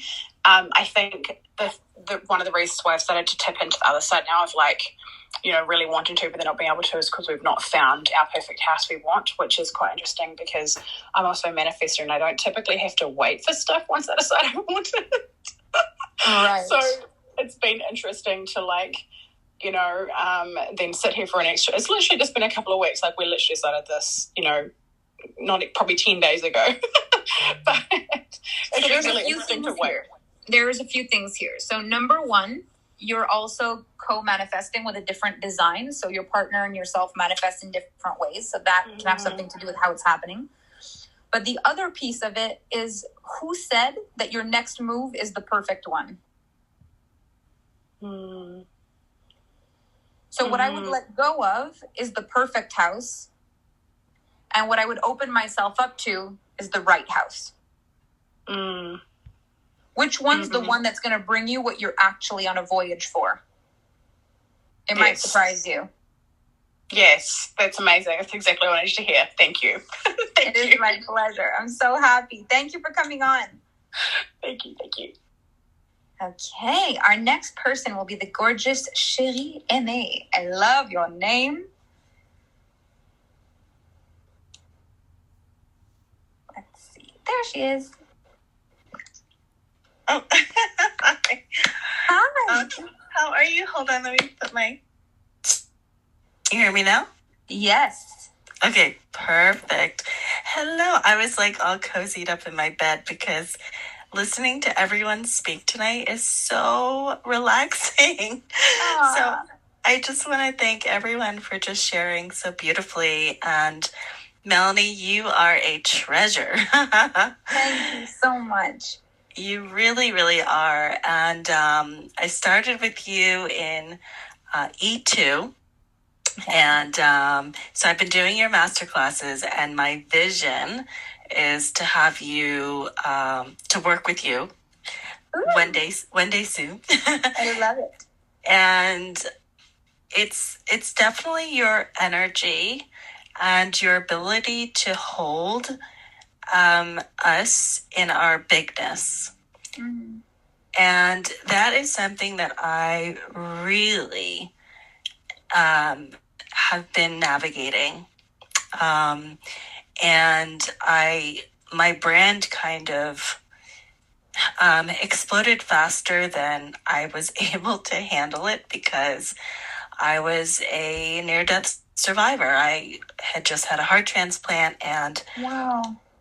I really just came on social media authentically and just started sharing my story. And to be honest, the original mission was, well, I'm fully disabled and I don't know if I'm ever going to heal again, but I've had this incredible experience crossing over, and I am just happy with where I'm at. Like, I'm loving life. I just want to create. And, I started building my brand really just authentically wanting to bring value and inspiration to other people that may have been going through challenging times. And before I knew it, that just kind of exploded. And the challenge I ran into was, it was twofold. It was being exposed to so many millions of people so quickly, and not knowing how to navigate all that brings, including some of the negative feedback that you were talking about earlier. And then what I looked around and I saw so many entrepreneurs, with just these quote unquote perfect relationships, which, I take that, as we never know what's going on behind the scenes, of course, but it's how I felt at the time. And through my expansion, I really got to see smack in front of my face who around me was very uncomfortable by my bigness. And that was very, very difficult for me. And to be honest, I have been really deep in self-compassion and self-care, I would say the last 2 years, and really trying to see which leaders could, even help support and guide me on this journey, because even when I'm kind of hiding behind the scenes, I still get requests for all these things. And I'm like, I'm taking a break, and I find myself, I'm listening to you. And then I'm like looking at myself and I'm like, look at me hiding. Like, what is this all about? And so, the story in my head, the excuse I could tell myself is, well, Sherry, you are a heart transplant recipient. You've been through tons of surgeries. You are, even though you don't look it, you are very disabled just from, life support and everything. But when you look at me, I can get dressed up. I can look good. I can fit the part. But that's not how my body is, I am already at peace with that my body needs a lot of rest. It needs its care. It needs all of this. But I struggle with getting the wisdom out in the world because I feel like the moment people see me and they hear the wisdom of my near-death experience and just the experience of, dying and coming back to life, it's like all of a sudden that level of attention or need of me freaks me out now. And I think it's really coming from the fact that it's almost like a self-sabotage thing, because I know that if people see me and hear me, I will grow again. But the backlash I got was so painful. And I love my family. I love the people around me, but it's very clear how insecure and uncomfortable the people that, should really love me, are as I reach my highest potential. So I don't really know what my question is at this point, because I've heard so many people share and you answer. But I guess a question I would ask of you is, I see, excuse me, I see a lot of the clients you have, and I feel like I cannot relate to them because I see through the eyes of these able bodies, basically, to be honest. I see who I used to be, before my health crisis. And I was that, I was the explorer. I was the butterfly, and I think I'm just in my place of just deep wisdom now, and just wanting to share this deep wisdom of, what it's like to be the light, even when you're going through the dark. But I don't have that ability to hang on to this social media presence of just kind of bopping around. Like, does that make sense? I'm really navigating, like, being, I don't even like using the word disabled, which is part of why I'm struggling with asking this question. But if I'm going to explain to you my situation, the truth is, I am disabled, even though I can walk around, but it's very painful. It's very painful for me to constantly come on video and, kind of pretend I'm just like everybody else, because I'm not, right? But I have a lot of value to offer the world, and I have a very highly unique perspective on life that I know so many people need, especially during this time, and during this great transition. And so I'm kind of asking this because even though I help people and I am there for other people, I do believe that we all need that person that believes in us, and can help guide us when we have tough times. And so I think a lot of times people see, oh, didn't I see you on TV? But the truth is, yeah, you saw me on television, but because I authentically shared my story, and I don't know, people just found me. But the truth is, I'm still a heart transplant patient. I still was on life support for years. But I don't, nobody looks or acts like me online. And so I'm well aware that I have to be that leader. I am like leading blindly on my own for other people that may relate to my story and my circumstance, or that kind of upheaval in life. Well, I'll tell you what's coming through for me as I listen to you. Okay. Mm-hmm. So you have a strong story about how it looks when you are fully self-expressed. You have a story about how it looks when you try to be seen at a certain level. You have a story about how it looks, or how it looked before you were disabled. You have a story about how your disability makes it impossible for you or different for you. You have a lot of stories. And these stories, unfortunately, don't have much chance of changing because the way you tell them, they come with an ending. Like you tried something and that was it. You've done that and it was it. It used to be that and that was it. But the way I have found life transitions is it's constantly moving. So everything that's ever happened to you, for you in your life has not been a one story with an ending. It's been a variation in the one story of your life.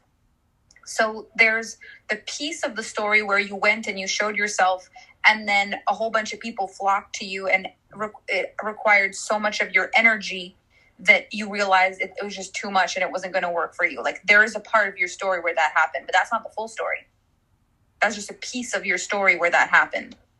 Right. So it's realizing in every move that you're making, you're pivoting the story. You're adapting things just a little bit. Like in a recipe, when you taste it and it's too salty, you know, you may add lemon or sugar and you're going to change it. And then, oh, it's a little too spicy. So you add something else. And then it's a little too creamy. So you add something else. It's a little too watery. So you add something else. You can thicken it. You can change it. And this is the thing with your life, is it's a recipe. You're adding different flavors and you're figuring out what the perfect balance is. Right now, maybe it's a little salty. Maybe it's a little bitter right now. And it needs more things added to it. But here's what I know. You get to decide that exactly with the amount of energy that you want to output in the world, you have a reach for the exact people you want to speak to, the exact amount of input or output that you want, and it gets to work. You get to decide how much people reach out to you or don't. You get to decide how much you're energetically available for. So when you realize that you did something and the request for you went through the roof, you're like, okay, if there's no boundary there, the sky isn't even the limit, and I'm not energetically ready for that yet. So let's try with this here. Let's adapt. Let's move. Let's course correct. Now, if you're going at this on your own and you're just overgiving to everybody and trying to navigate everything of the output of energy and you don't have anyone in your corner, this could also be an issue because there's no sounding board. And I can tell how freeing it was just to talk. What is your human design? Do you know? Are you a projector by any chance? I'm a 5'1". Do you know what design though? Projector, manifesting generator? I think it's manifesting generator. Okay. So what I found is like just in you speaking, there was like, it was like you were untangling things. So I feel like there is a lot of story. There's a lot of ribbon that's needs to be untangled for you to just be able to see everything you've done. What worked, what didn't work, what had a good impact, what had a heavy impact, and make decisions from there. And I think for everyone listening to this, where we tend to get tangled is we live pieces of our story and then we think the story ends and we just bounce and try something else. And then something happens there and we do something else thinking it's unrelated. And then there's a reaction there. And then we decide whether that works or not and go try something else as though it's unrelated. But the things aren't unrelated.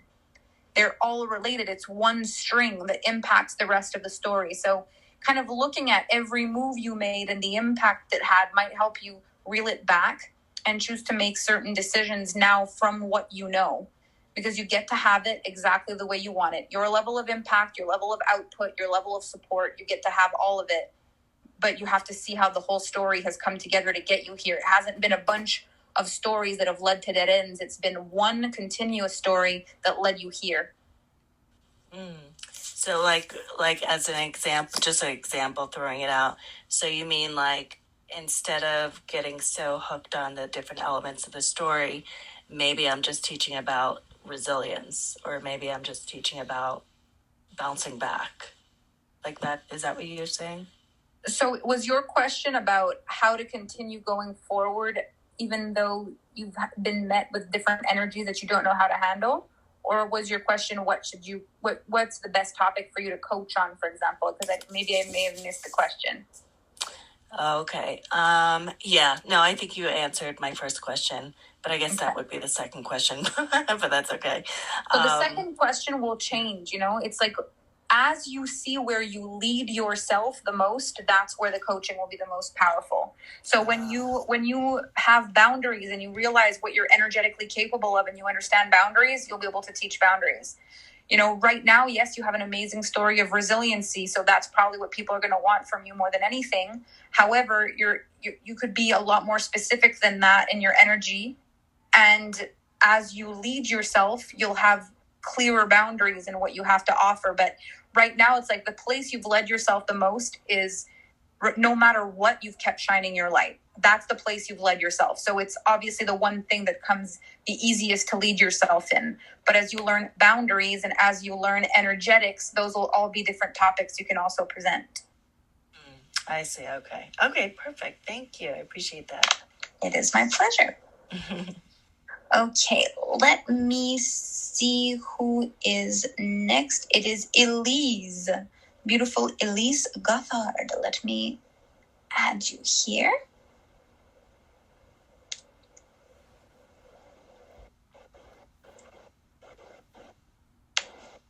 Hello. Hello. Hi. Oh, I had a feeling that I was going to get selected. I was actually in the restroom and I didn't have my phone and I'm like, I better go walk in the other room. And then you said my name. It was beautiful. That's awesome. Yeah. So I'm new to your world. And I mean, you speak of magnetism and, oh man, have you got it? I was drawn in. I was like, I need to soak up as much of her as I can right now.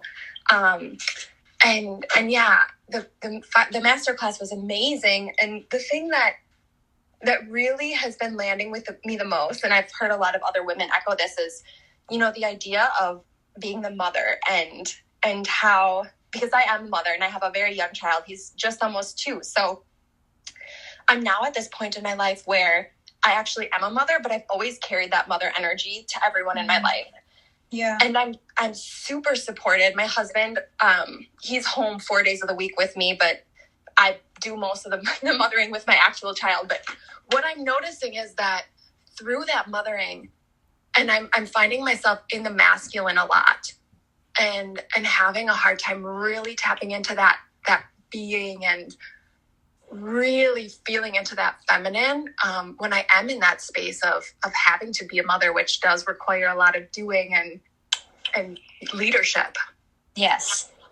So what's important to remember is, like, in the Alpha Femme trifecta, there's the boss, the badass, and the goddess. The mothering energy is very much the badass energy. You've got to take care of your kid. If you're not going, hey, don't touch that. That's hot. Don't touch that. Put that down. What's in your mouth? Spit that out. Give me this. Give me, come here. Give me your hand. If you're not doing that, your child will go all over the place. You've got to do that stuff. But in all the other areas of your life, you don't. And it's a funny thing how when we have this one identity that feels cozy and comfortable, everything takes it on. So all of a sudden you're telling your husband, don't do that, don't touch that, don't put that there. It's like, oh gosh, I speak to you the same way I speak to this 2-year-old. So it's no, and even to ourselves, we do it to ourselves. Like, what's the matter with you? Don't do that. Why? Don't cry. Don't be sad. Like we mother ourselves the same way we mother the 2-year-old. So it's just being able to really be present with yourself, to bring in as much feminine energy by choice as possible. First thing in the morning when you open your eyes, before you immediately go into badass mode, you have 1 second.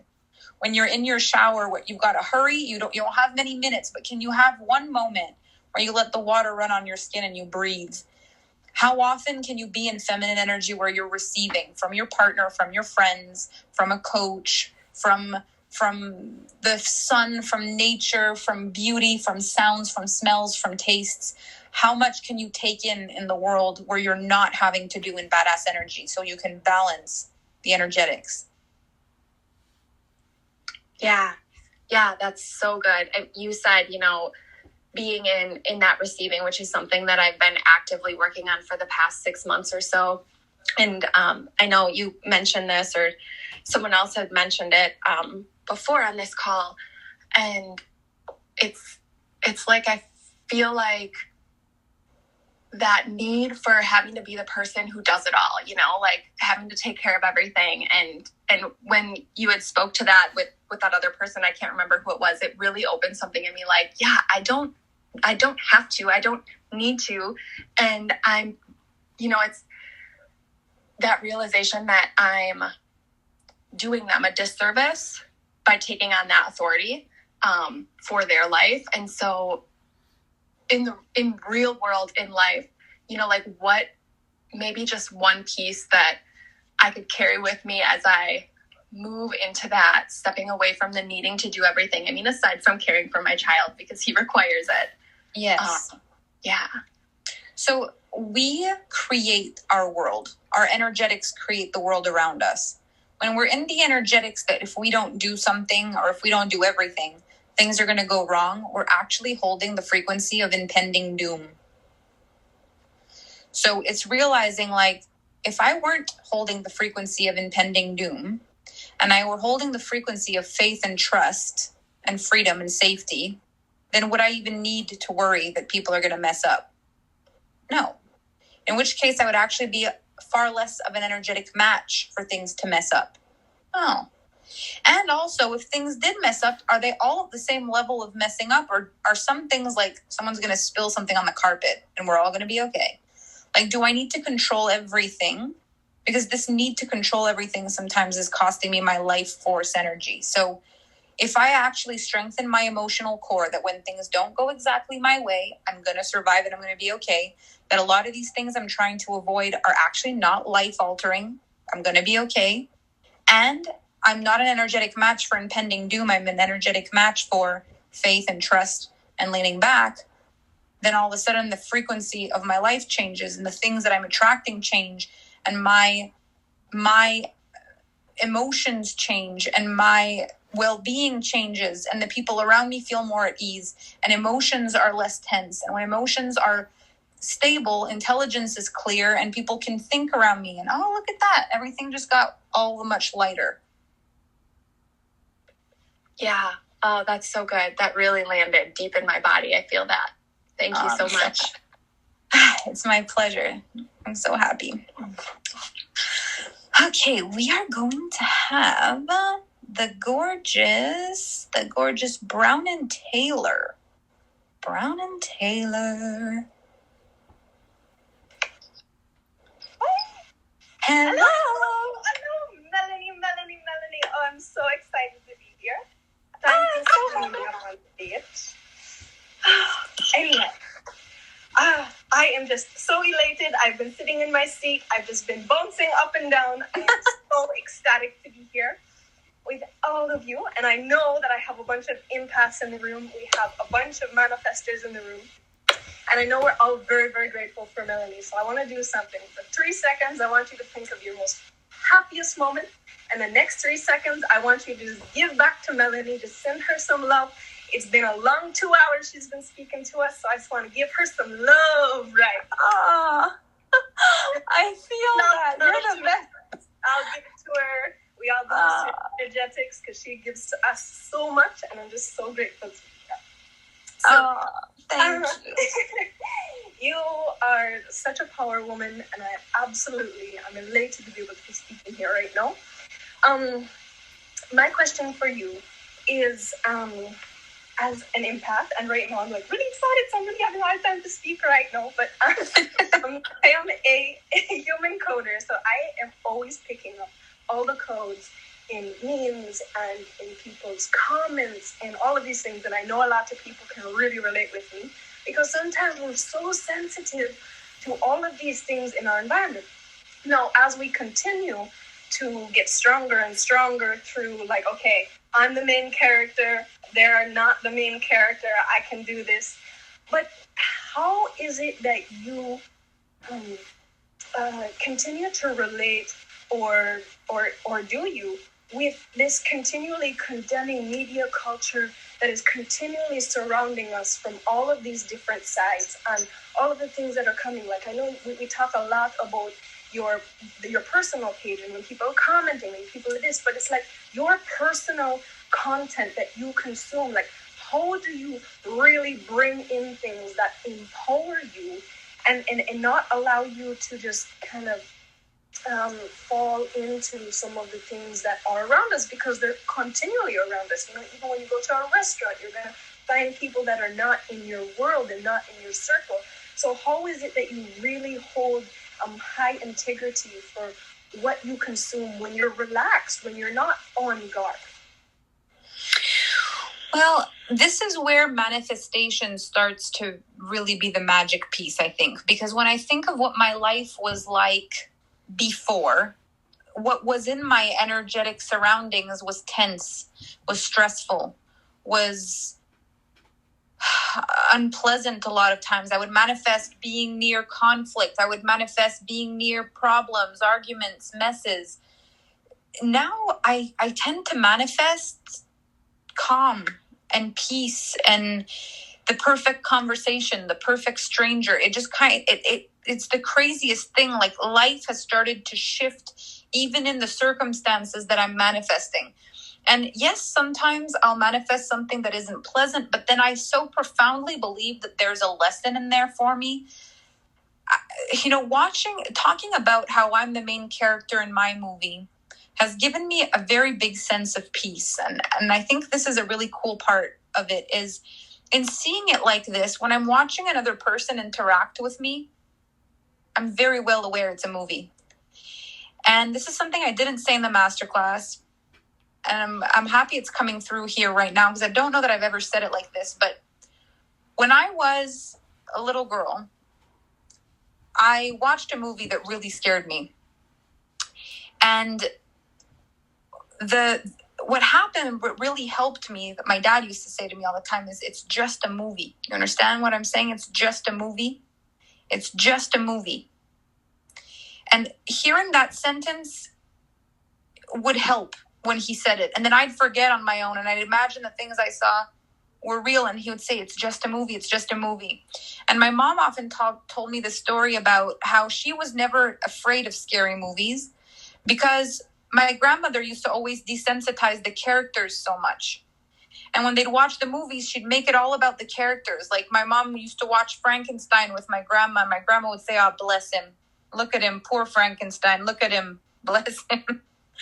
He's so ugly. Look at him, poor thing. And it's desensitized Frankenstein. My mom thought, oh, bless him. Bless Frankenstein. He's so ugly.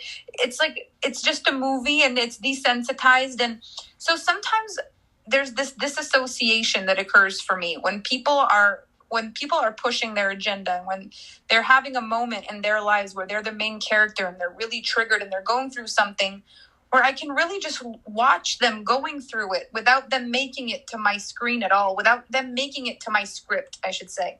So they're having an experience in their movie, and I'm watching their movie, but they don't make it to mine. They're just having a moment in their movie, and I'm watching it.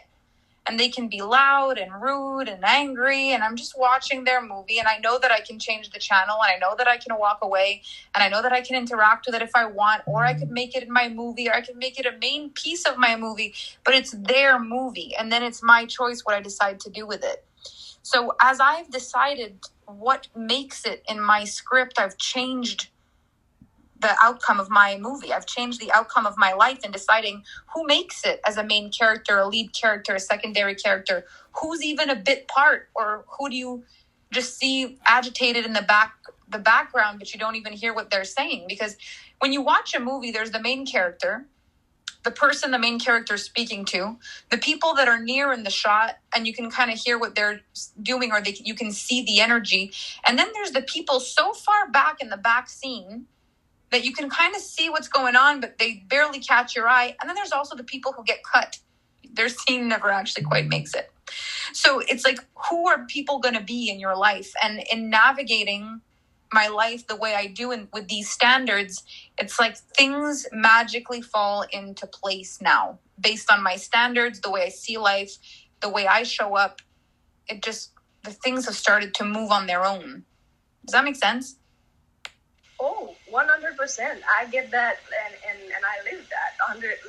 I tell you, when I learned to put some of these things into context, my whole world shifted as well. Like, those people don't bother me, and certain things as my question was more referring to specifically like content, like for movies and stuff. Like, I don't actually watch movies anymore. I'm actually very careful what I consume content wise when it comes to like Instagram and all of these things, because I have such a very, very rare sensitivity that I can actually tell you the coding that is in a picture that is being mass spread. So I guess it was a bit more fine detail. Maybe it's not something that you deal with, but you know, I can pick up on all of these really innate energies, and you know, that was more what it was. It was more about the content that you consume, and I don't know if you actually have time to, because you're continually doing your business and all of these sorts of things. But that was the specific of the question. So I don't watch many movies or things like that on TV. Like, I'm not very media. I don't watch much of the media and things like that. I tend to be more connected through, like, I have special connections, special people who let me know what's important for me to know, but I don't expose myself to just watching the news the way it's said, because there's a lot of energies that I don't enjoy.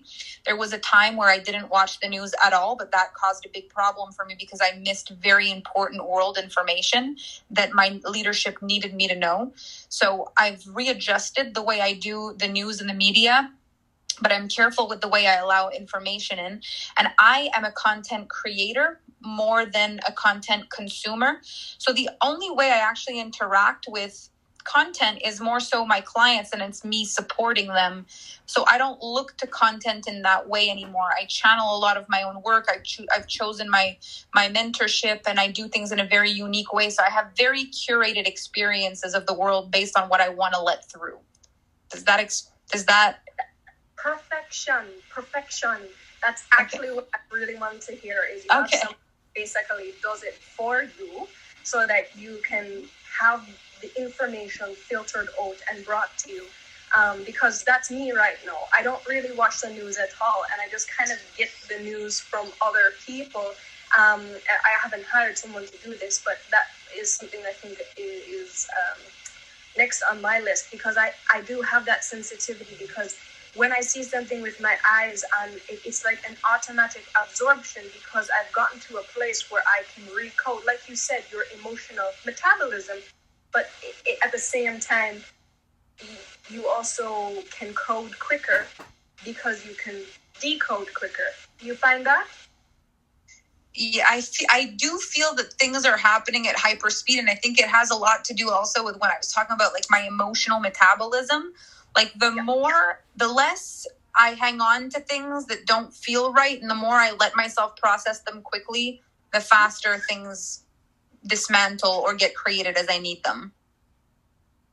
Wonderful. You just added such value, and thank you, Melanie. You're absolutely fabulous, and thank you all for being here, because it makes such a difference when there's so many people behind this. So yes, thank you, Melanie.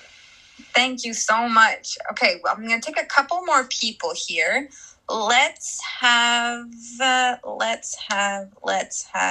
Ashley Vincent.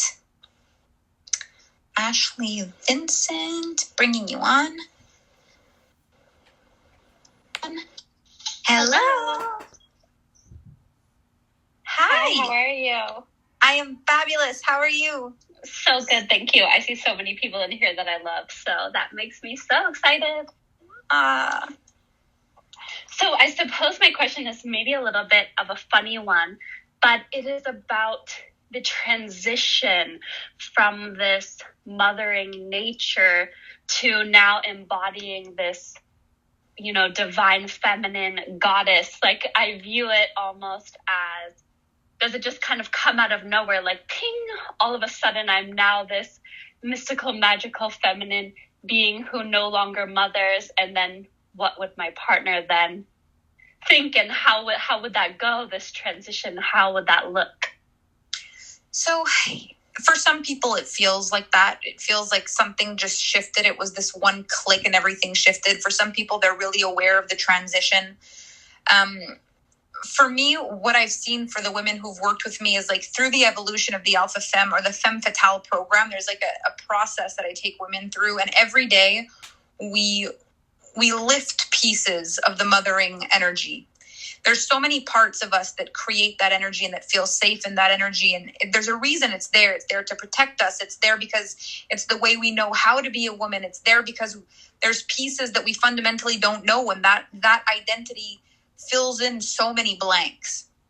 So as we fill in the blanks that we don't know, the mothering energy feels unnecessary. As we strengthen our emotional core, the protection feels unnecessary. So it's a journey. And at some point during the journey, things start to loosen up. And at some point in your life, everything clicks into place. And there is a moment where it feels like you look back and you can see the identity you had. And you can see where you stand. And it feels shocking that you were any different. But it's like there's a clear line in the sand. Something changed. I love that. Yeah, for me, it usually seems this all or nothing mentality. So I view it as so off-putting, like all of a sudden I'm just being this new, different human. And my partner would be like, what the heck? Like, what has happened? But I love the idea of that transition. And, you know, we do it kind of step by step. Yeah, it's step by step, but it's always so funny. Like there's always a moment where you realize you've changed in life. But when you look back, it's like, oh my gosh, you see the journey, but it's not like a magic wand, like, bing, you are a different human. It just happens over time. And then one day the transition is complete and you're like, oh my gosh, I'm different. I love that. So beautiful. Thank you. It is my pleasure. Okay, let's bring on the next person, Rebecca Statham.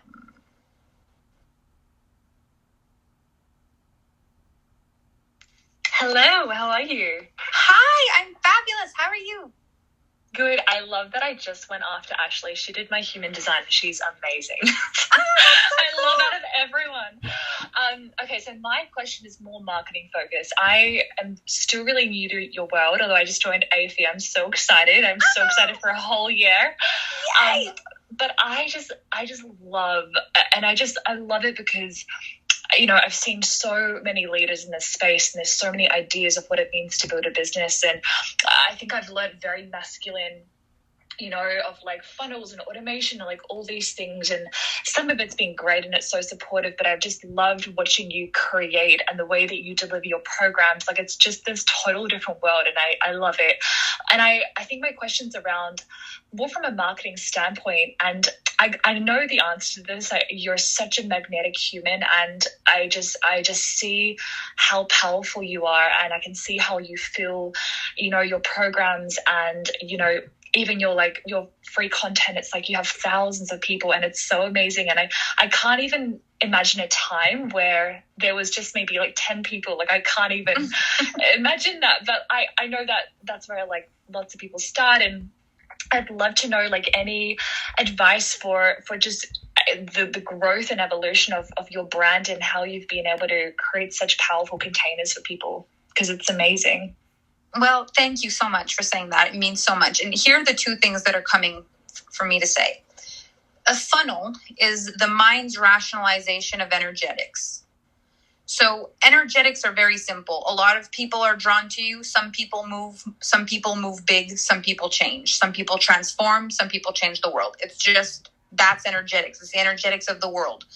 But people are trying to rationalize funnels and masculine energy, put numbers and ratios to them so you can tell whether you're successful or not at energy transference. And it's like, you put so much responsibility on yourself and what you have to do when you make it about that. And that's why in my world, I don't really talk about percentages and funnels and things like that. It's all about energetics and emotional mastery. And I don't really believe in the conversions and the numbers because I feel it disconnects it from the actual people. And in my world, in my line of work, it doesn't help me to do that. Now, in other lines of work where it is about the numbers and it is about the products, then it's super beneficial. But in my world where it's about people, turning them into numbers, to just bring them back to people doesn't really work. I'd rather keep them all as people and keep it all energetic and keep it all emotional. That way I don't need to disconnect to reconnect with my audience. So yes, in the beginning there were far fewer people, but I was also an energetic match for far fewer people. I would not have been able to sit for 2.5 hours and answer questions without my mind going fuzzy. I would have not have been able to have conversations with women who asked me questions all over the spectrum and not lose focus. I would not have been able to not let the guilt of all the women that are still waiting in this room not being answered, not completely take over me and rush through my answers. And the trust that everyone's held, that everyone's okay, that everyone's going to get what they need, that I can't get to everyone, but that I'm going to do my best, that I show up in my power, that all came with time. So when I was only able to hold 20, 30 people, I got 20, 30 people. And when I nailed that, 40 came. And when I nailed that, 100 came. And when I nailed that, 500 came. And I continue to grow and evolve. And when I look at mentors and leaders like Tony Robbins and things like that, they can hold 40,000 people in a Zoom room. My jaw hits the floor. I'm like, how? I still don't know how it happens at that level of energy. So I know that I'm in a transition. I know it's going to change. It's going to continue to evolve. But my job and my mission and my vision for my company and what I bring to the table is just learning how to grow your energy, how to do your best, how to trust what you're an energetic match for, and how not to worry about the conversion. Like, people are the ones who decide. You are the one who decides this is my person. You are the one who decides this woman's ready for me.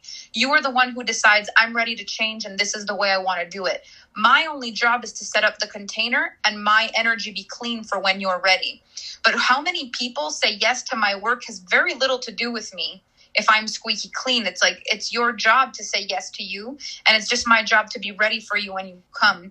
So in doing it this way, I have a far more pleasant life and a far more energetically sound life than when it was about the numbers, the conversion, and how many people said yes to me. Does that make sense?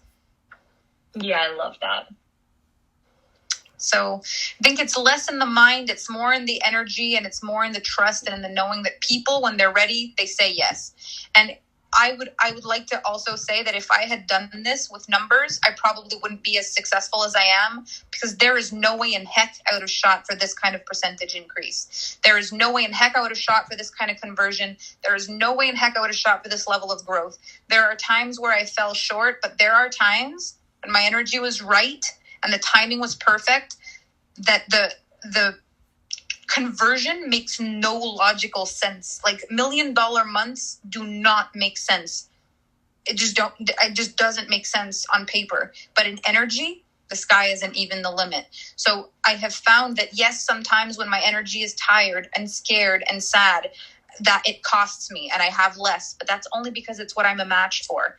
When I take care of myself and I'm empowered and I'm in my zone, I achieve far beyond what would have ever been predictable on paper. Yeah. And how did you kind of grow your energy to where it is? I know that's a huge question. That's the thing, is like, it doesn't even work that way. It's just, you do your best. I did my best at every level, and then it grew. When the universe finds out what I'm able to hold, it gives me a little more. And then the universe finds out what I'm able to hold, and it gives me a little more. And if pain comes and I retract a little bit, then it takes a little away. And then I feel ready for more, and then the universe gives me more. And it's just been this way. It's this dance. Like, manifestation is the co-creation between your energy and the universe's response. So you manifest more as you're capable of more, and some falls away as you need it to. And if you trust that and you don't interact with lack, you will constantly grow. That's amazing. Thank you so much. I am so glad you asked that question. It's such a great question. Thank you. Thank you. Thank you. Thank you. Okay, my last question of the evening, and I wish I could take everyone. Oh my gosh, but it's been 2.5 hours. Can you guys believe this? 2.5 hours of questions. So the last question I'm going to take is going to be from Diane Lynn. So I'm going to bring Diane in.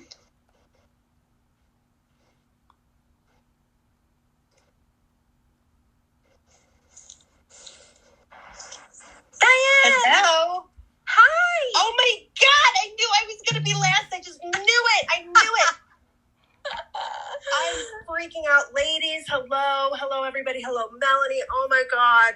You had me at eyebrows. 3 years ago. We're celebrating our 3rd anniversary. I love you. Oh my God, I love you. Okay, so I do have a question, but I just have to tell you this because, oh my God, and hey, listen, I'm so happy for you that you get to hear all of these beautiful women, these clubhouse, all these beautiful things they're saying to you. I know. What on earth is happening? Oh my God, I'm just so happy for you that you get to hear us and what we're thinking while you're talking. Oh my God. Anyway, so I do have a question. I have to tell you this. My sister said to me, she goes, I don't know, Melanie, I don't know what the hell, but you are amazing. So whatever it is that you're doing with that Melanie, you just keep doing it. Oh my gosh, that's she amazing. said that. That's amazing. So anyway, I'm really looking forward to Manifest because I know. So that's kind of my question wraps kind of around like into Manifest. My question is having to do with boundaries. So after 3 years in Femme Fatale, and you're the one that made me get single. So now I've been single for 3 years. And because you're like in my head going, don't do that, don't do that, don't do that. So now I'm like totally taking care of myself. And I'm like all goddessy and shit. And my house is amazing. And everything's so fabulous. And I love me. And now I'm thinking I'm like perfectly good, okay by myself. But then with Manifest, and I'm like, yeah, it would be nice to be loved. So sure enough, I was given a prove it moment in the parking lot yesterday at the post office. And a guy hit on me. Oh my gosh. And inside I freaked out, okay? But not outside. It was like really cool, calm, and collected. But he was like, you want to go for a hike sometime? And I'm like, that sounds like a lot of work. And flat shoes, forget it. But anyway, so I have fear because I have fear about crossing my own boundaries because of my past coding. I'm afraid I'm going to choose poorly again. So I'm wondering if in Manifest you're going to have like anything cool about boundaries, like for me, not to cross my own. Yeah. So I'm going to talk a lot more about circular dating in Manifest. Ooh. And how it really worked for me to date multiple people at first. And they were very well aware of it, but how it was for me to not try to just find the next boyfriend. And what it was instead, it was like finding the one and really navigating my emotions and my energy and noticing which men made me feel more needy and which men made me feel like, and which men like really figuring out the energetics of me in relationship. So what I would love for you to trust, and I know that this is a scary thing, but what I would love for you to trust is that you will know the signals when it isn't right. And that when you make a decision, when you do choose a person, you know early that it isn't right. The coding is what kept you there. You don't know what a person is like. People will show their best traits and then end up being someone different. And someone will end up showing their worst traits until you like them and then show you the best of them. You can't tell on first appearances all the time. But when it's not right, you know. And the biggest issue with women is not that they pick the wrong guy, is that they stay with the wrong guy. Mm-hmm. And that I trust that you will not do again. But in Manifest, we will go through that. And we'll talk about your boundaries and how to really set a strong context and how to bring yourself back in your choices and how you're feeling and how to tap back into the goddess even when the masculine energy is playing around in it and it's feeling distorted because you're feeling all happy and turned on and woo! And then it's like, what's happening? We're going to talk about all of that. But just know, like, I love you. I've known you for a long time. And I can't promise you that you won't pick a bad egg, but I know you won't stay with one. Okay. I'm so excited. Thank you. I love you so much. I love you, ladies. I love you, Kevin. Is he still here? Yeah, he is still there. Okay, so ladies, here's what we're going to do. I wish I could answer every single question. I'm like looking at everybody here, and I'm so grateful that this was a thing that we did, this clubhouse thing. Kevin and I have decided that we're also doing one in Manifest. So when we end the Manifest program, there will be a clubhouse discussion panel where you're going to be able to ask us also questions for both I and Kevin, which is going to be really fun. And this may be a part of programs ongoing in the future as well, because we can make these rooms private. So I can invite, specific people that take the programs with me, when this is not a free event. My intention, my desire moving forward is to have more connection with people so they really get what they need, and I can, deepen my understanding of what people are looking for and what their desires are and where they're getting stuck. But I think we did a lot of amazing work tonight on this Q&A. We had a nice variety of questions and desires and needs. So I'm happy with the speakers that came on. Your questions were amazing. I'm beyond grateful for the compliments, the love.